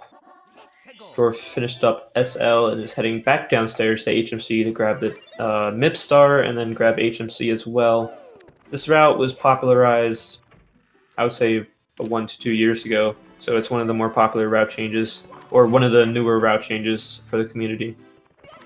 Since you can spawn MIPs after grabbing 50 stars. Ooh, as Dwarf misses MIPs, this can't... yeah.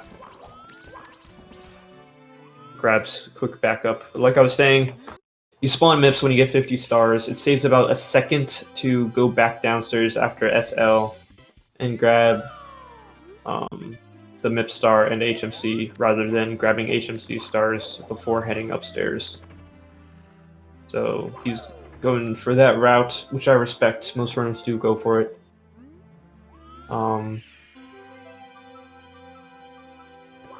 It really makes sense. It really doesn't make sense to do any other route just because this is the fastest way to do it. And it's a pretty free time save. See Hakase finishing up SL, falling off the bully platform just like Dwarf did. I've been making that mistake lately myself. It was a very annoying one. But Dwarf getting triple jump, box jump doesn't go directly into star, but I'm sure he just wanted to avoid the death plane. If you go too far at the start, after triple jumping, you can hit a death plane and just die immediately. So both runners are going for a TTC 100 route, which you always like to see.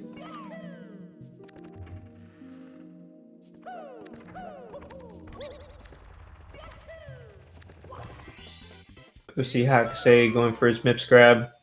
Gets it, saving some time over Dwarf's missed MIPS grab.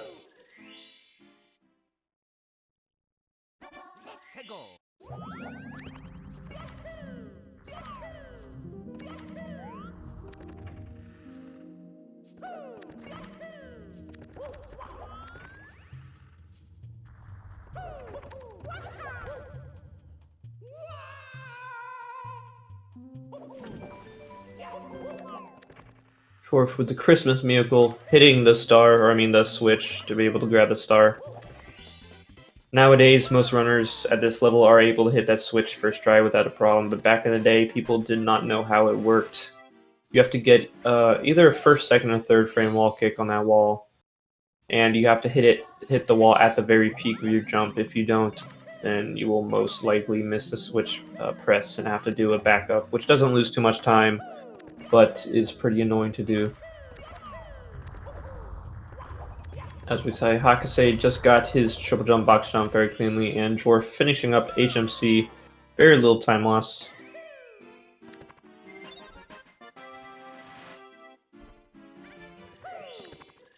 Very clean overall. I'd argue to say that Hakase could possibly have the lead if it weren't for those 3 deaths to lava boost in LL. He's had a very clean race after that. As we see Dwarf heading up to Tippy. The hardest part of the game, objectively. Going first to Rainbow Ride, I'm guessing he'll do Lackadoo Bounce, seeing how he's done Tama Plus and Breezeless. Hakase going for the ground pound to get the switch. Yes, Dwarf is going for Lackadoo Bounce, but misses a triple jump and gets a ledge grab. He will go for the red backup, not losing too much time. Okay, just opting to go for the Noob Cruiser strat instead. I respect it. I often do this strat in races as well, just because Lackadoo Bounce can be pretty annoying in races. Oh no. Yikes, yeah. Alright, so Dwarf will be losing a lot of time here.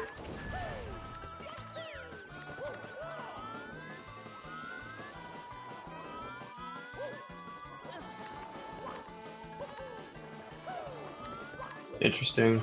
Very interesting backup.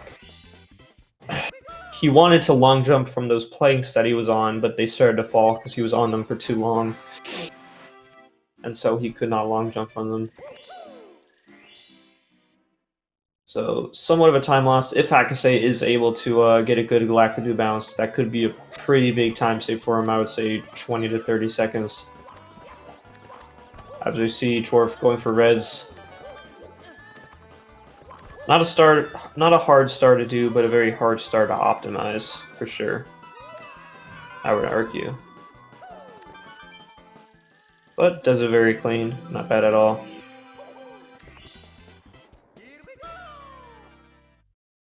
Hakase going for his Lackadoo bounce. Looks good so far, but he does not get the kicks. The annoying thing about that Lackadu bounce, and he does go for Noob Cruise as well.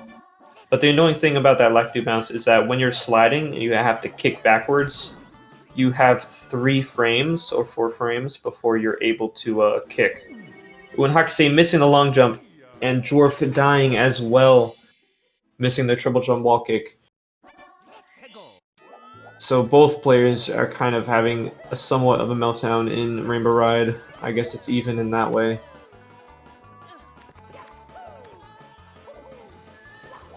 Dwarf getting his triangle star.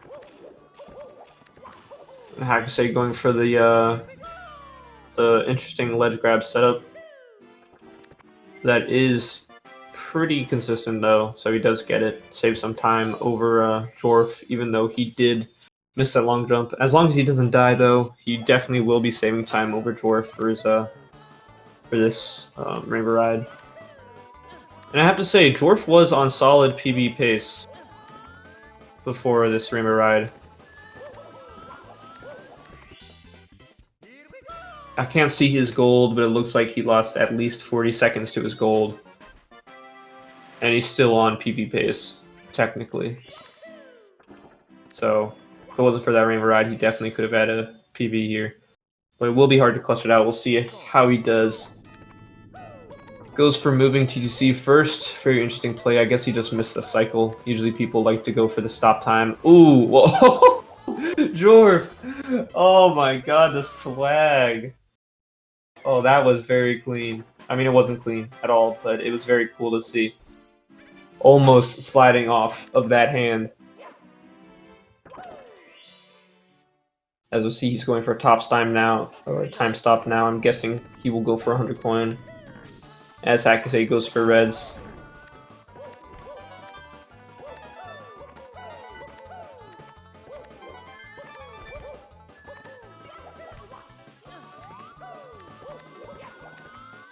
Ooh. Oh no, Dwarf. Oh no, Dwarf. He missed that coin and had to go back, but his angle was bad. That will be a fairly big time loss. This is Hakase's chance. This is Hakase's chance to catch up for sure. Dwarf still has a pretty predominant lead, but with a death like that, that loses at least 30 seconds. And that's why I always opt to go for that extra red coin there, losing about a second and a half, but if you miss a coin, you don't have to go back for it and risk any shenanigans. Dwarf looking pretty clean so far. Hakase enters on time stop, guessing he will be going for 100 coin as well. And both of them went for Toad after route. Ooh, Dwarf having to get that coin, yeah.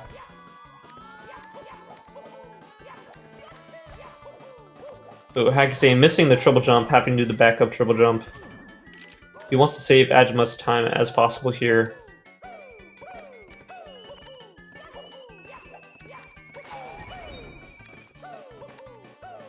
Alright, Dwarf getting to the end, getting his coins. Without that death, pretty clean. Oh, and Hakase missing the wall kick, and with the death as well. That's an even worse time loss than Dwarf's.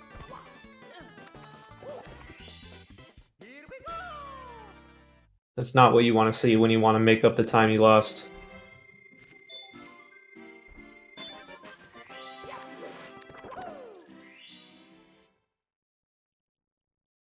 There are still many possible mistakes that can be made from Dwarf, but the hardest are TTC 100 being out of the way usually means that I think it is safe to say that Dwarf will have the lead going into SMO.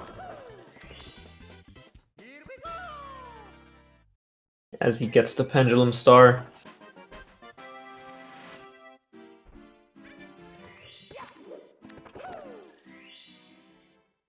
Going for his last moving star.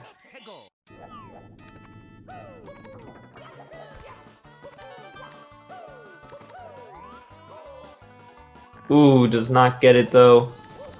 Gonna have to go for the backup, which can be a little iffy sometimes, but as long as you know what you're doing, should not be a problem. Hakase finishing up His 100 coins look pretty clean besides that first death, and then missing the wall kick again. Have to do the backup. Grabbing his star.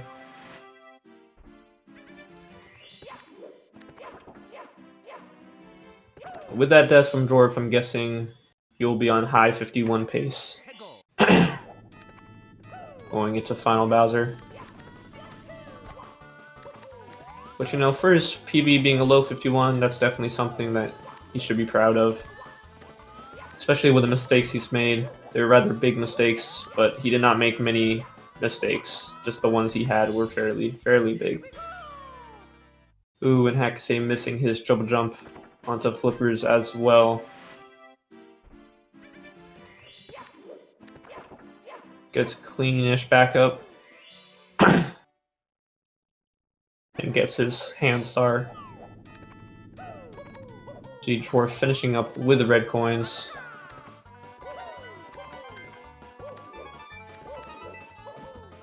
And like I said, Tippy is the hardest part of the game. That's where 90% of mistakes happen. Or 90% of a time loss happens, I should rather say.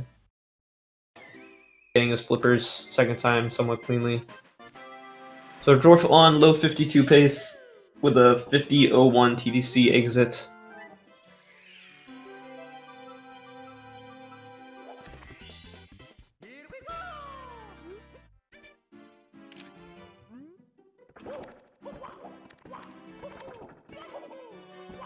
Heading up into the final Bowser in the Sky. I think Bowser in the Sky is a very fun movement. I like it a lot. Obviously it is very hard and it can be a problem if you die repeatedly. Hakase gets his pendulum star, a little bit of a slip up but not too big of a deal. Dwarf getting his triple jump dive over to the moving platform. Makes the cycle he wants to make. That's what you like to see.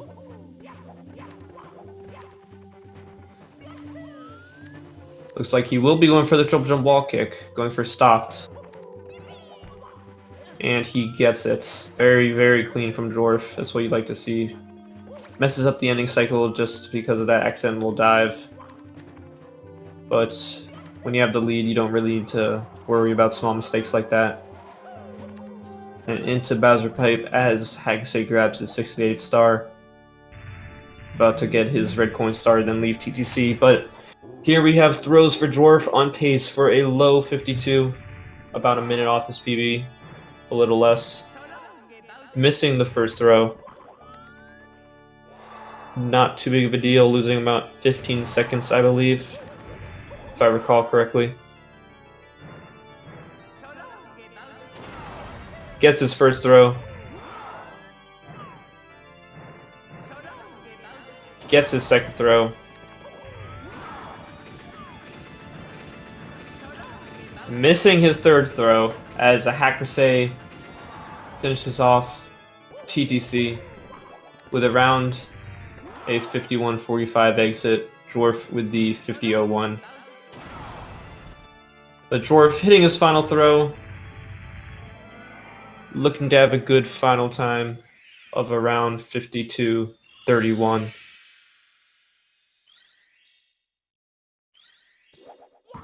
Oh, the ground pound gets the 52.32, missing his latest PB, but gets a cleanish run nonetheless. If it weren't for those big mistakes, that definitely would have been a very good time. Very good time also. Let's see Hakase finishing up. We'll see what he can make his final time out to be.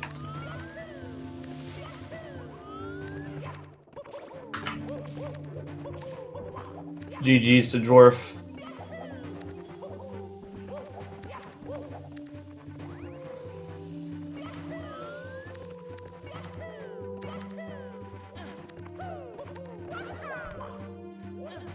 Ooh, Hakase going for a triple drum wall kick, but misses it and decides to just go for the buffer kick ending, which is very safe. That's what you want to see.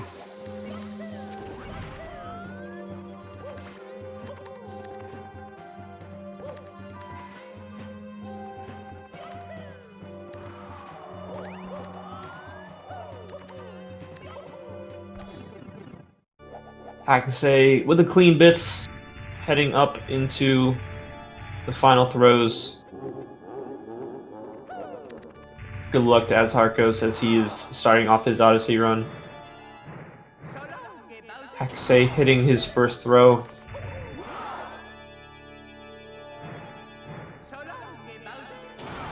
And with the second throw.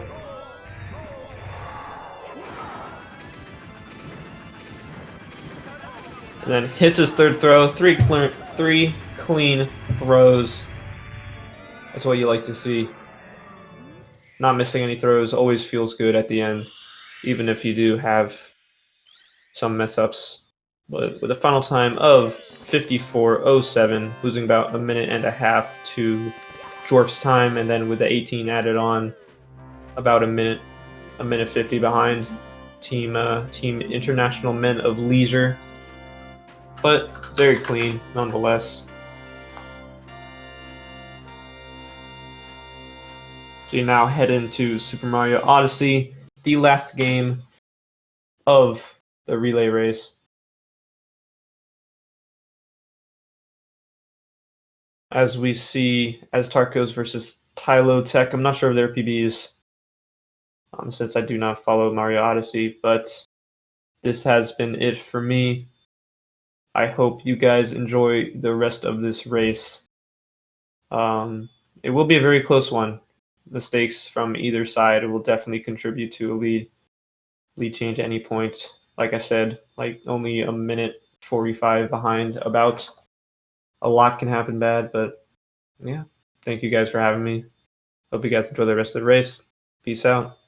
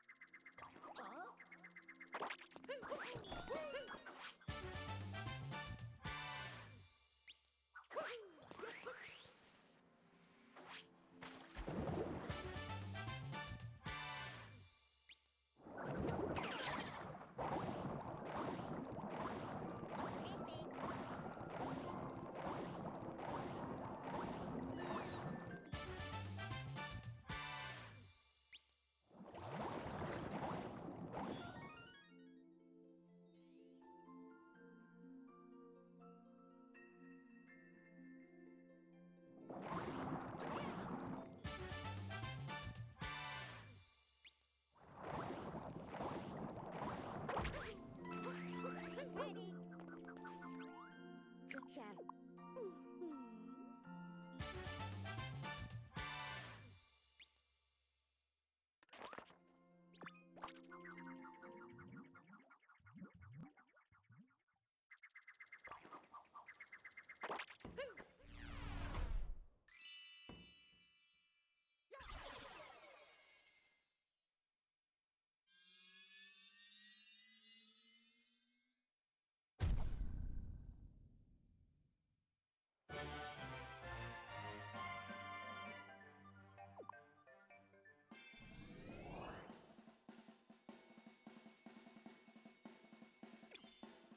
That's all, everybody.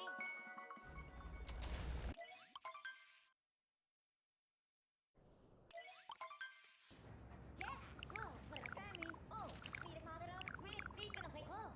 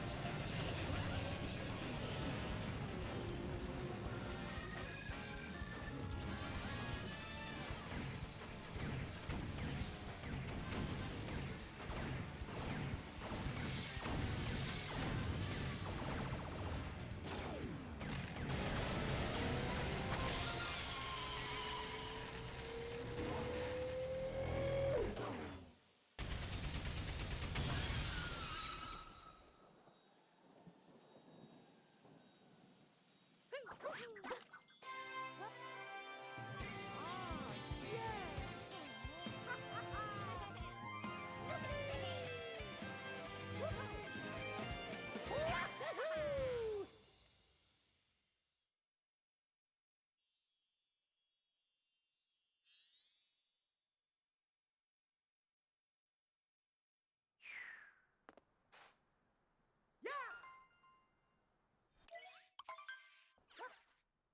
brought me the mood. I mean, see that? Carefully, Foggy.